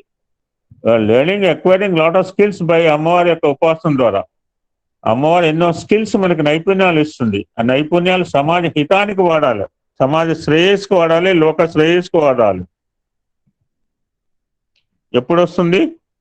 మనలో ఈ 4 లక్షణాలు ఉండాల. మైత్రాది వాసన, మైత్రి, కరుణ, ముదిత, ఉపేక్ష. This is a fantastic narration. నేను చాలాసార్లు చెప్పాను, కానీ చాలా చోట్ల విన్నాం. రేపు జ్ఞానవాహినిలో వస్తుంది. జ్ఞానవాహినిలో ఈ 4 పదాలు వస్తాయి, కానీ ఇంత క్లియర్ కట్ గా ఎవరు చెప్పలేదు. నాతో ఈక్వల్ వాళ్ళతో నేను ఫ్రెండ్షిప్ చేయాలి. మీరంతా నాకు ఈక్వల్ గా ఉన్నాను, నేను మీతో ఈక్వల్ గా ఉన్నాను, మీతో ఫ్రెండ్షిప్ చేస్తాను. నాకంటే అధికులుగా ఉంటే నేను ఫ్రెండ్షిప్ చేయలేను, ఎందుకంటే నా జ్ఞానము లిమిటెడ్ నాలెడ్జ్. కరుణ సెకండ్ వన్. నాకంటే సుప్రీం గా ఉన్న వాళ్ళని చూసి నేను అసూయ చెందకూడదు, వాళ్ళ స్థాయికి ఎదిగే ఉండాలా అని. ముదిత అండ్ ఉపేక్ష. మనం సేవ చేస్తున్నామంటే 4th ఫ్యాక్టర్. ఆ ఉపేక్ష గుణం మనలో ఉండబట్టి మనకు అన్ని ఇచ్చాడు. మనకంటే లేని వాళ్ళు ఎంతో మంది ఉన్నారు. మనకి 5 ఏళ్ళు రోజుకు 3 సార్లు లోపలికి పోతున్నాయి. ఒక్క పర్యాయం కూడా 5 ఫింగర్స్ జాయిన్ చేయని వాళ్ళు సొసైటీలో చాలా మంది ఉన్నారు. వాళ్ళకి మనం చూపించాల్సింది 4th వన్, ఉపేక్ష చూపించాలి. నియంత్రి, everything he is control. Nikhileshwari, భక్త నిధి, నిత్య తృప్త. ఎవరికైతే తృప్తిగా ఉంటుందో హీ ద రిచెస్ట్ మ్యాన్ అని చెప్పుకున్నాం మనం. ఎవరికైతే తృప్తి ఉంటుందో he the purest fellow, not Bill Gates or ఇంకెవడు అమెజాన్ వాడు కాదు. అమ్మవారు మనకి ఎక్కడ ఉంటుంది? మిత్ర రూపం. He's our best friend. Swami కూడా చెప్పారు, ప్రతివాడికి ఒక ఫ్రెండ్ ఉండాలి ఎవడైనా జీవితంలో. Everybody must have one friend. ఇప్పుడు నా అహం సత్యపోతక నేర్పింది. ఎంతమంది ఎన్ని విషయాలు నాకు చెప్తారో తెలుసా అండి? వాళ్ళు ఎవ్వరు కూడా చెప్పుకోవాలనే విషయాలు నాకు చెప్తున్నారు, because I'm the dearest friend. ప్రతి వాడికి ఒక మిత్రుడు ఉంటే, మిత్రుడికి మనం ఎవరికి కూడా కుటుంబంలో చెప్పలేని విషయాలు చెప్తే ఏమవుతుందంటే, చెప్పకపోతే 14 రకాల ఇన్ఫెక్షన్స్ వస్తాయి, బాడీ ఐసైట్ లాస్ అవుతుంది, స్కిన్ డిసీజ్ వస్తాయి, ఇండైజేషన్. ఎందుకంటే నాలో బాధలు ఉన్నాయి, but I'm unable to express to anybody, because nobody is ready to listen my things. ఒక పరమాత్మకని చెప్పుకోవాలి, ఒక మిత్రుడికని చెప్పుకోవాలి. అందుకనే ప్రతి వాడికి ఒక ఫ్రెండ్ అంటే, ఫ్రెండ్ నీడ్ గురించి ఆలోచించకండి, నీడు డీడ్ కాదు. మనం ఎవరు చెప్పుకోలేకపోతే స్వామి అన్నారు, ఐఎమ్ యువర్ ఫ్రెండ్ అన్నారు. ఇక్కడ అమ్మవారు మనకు మిత్ర రూపిణి. ఆ విధంగా అద్భుతమైన సాధన ప్రక్రియలో ఈరోజు మనం చాలా విషయాలు తెలుసుకున్నాము. ఇదే విధంగా మనం స్టార్టింగ్ లోకి వచ్చాం. మురుడేశ్వర్, ముధాని, ముఖ్య, మోహిని, మృగాక్షి. అమ్మవారి మోహిని రూపం గురించి మనకు తెలుసు. ప్రకృతి స్వరూపంలో ఉన్నప్పుడు ఎలా ఉంటుందో తెలుసు. దుర్గా, లక్ష్మి, గాయత్రి, రాధ, సరస్వతి, ఈ 5 కూడా ప్రతిదిన లక్షణాలు. వీటికి శక్తి కూడా అంతగా సుప్రీం పవర్ అమ్మవారు ఇస్తుంది, ఆ మోహిని రూపిణి. ఎందుకంటే ఆవిడ అమృతతత్వం, మృతతత్వం కాదు. ఎందుకు వాళ్ళు అంతటి డిఫికల్ట్ టాస్క్ మొదలు పెట్టాలంటే వాళ్ళు అమృతతత్వాన్ని పొందటానికి అంతటి సాహసానికి ఒడిగట్టారు. ఇట్స్ నాట్ ఈజీ టాస్క్ ఆ క్షీరసాగర మదనం. ఎందుకు టాస్క్ అంటే వాళ్ళకి ఎండ్ రిజల్ట్ ఏంటంటే అమృతం వస్తుంది తెలుసు. ఆ అమృతం వల్ల వాళ్ళకి మృతతత్వం లేకపోవడం. మరణం అంటే కేవలం ఫిజికల్ బాడీ వదిలిపెట్టడం కాదు. మనకి ఏదైతే తెలిస్తే ఎక్కడికి వెళ్తే మరలా మనకి ఇక్కడికి రాకుండా, దేవతా స్వరూపం కూడా కాదు, బ్రహ్మలోకం, ఆ లోకం ఈ లోకం కాదు, ఎక్కడికి వెళ్తే మరలా నీకు భూలోకం రాకుండా రాని అవసరం ఉంటుందో ఆ స్టేజ్కి వెళ్తుంది తెచ్చుకోవాలి అమృతతత్వం. మృత్యువర్మ జ్యోతిర్మయ అటువంటి అమ్మవారు ఈ యొక్క దాడిమి కుసుమ ప్రభాతో ప్రారంభించాడు. అద్భుతమైన విశ్లేషణ చేస్తారు Ramamurthy. Today we had a very fantastic knowledge.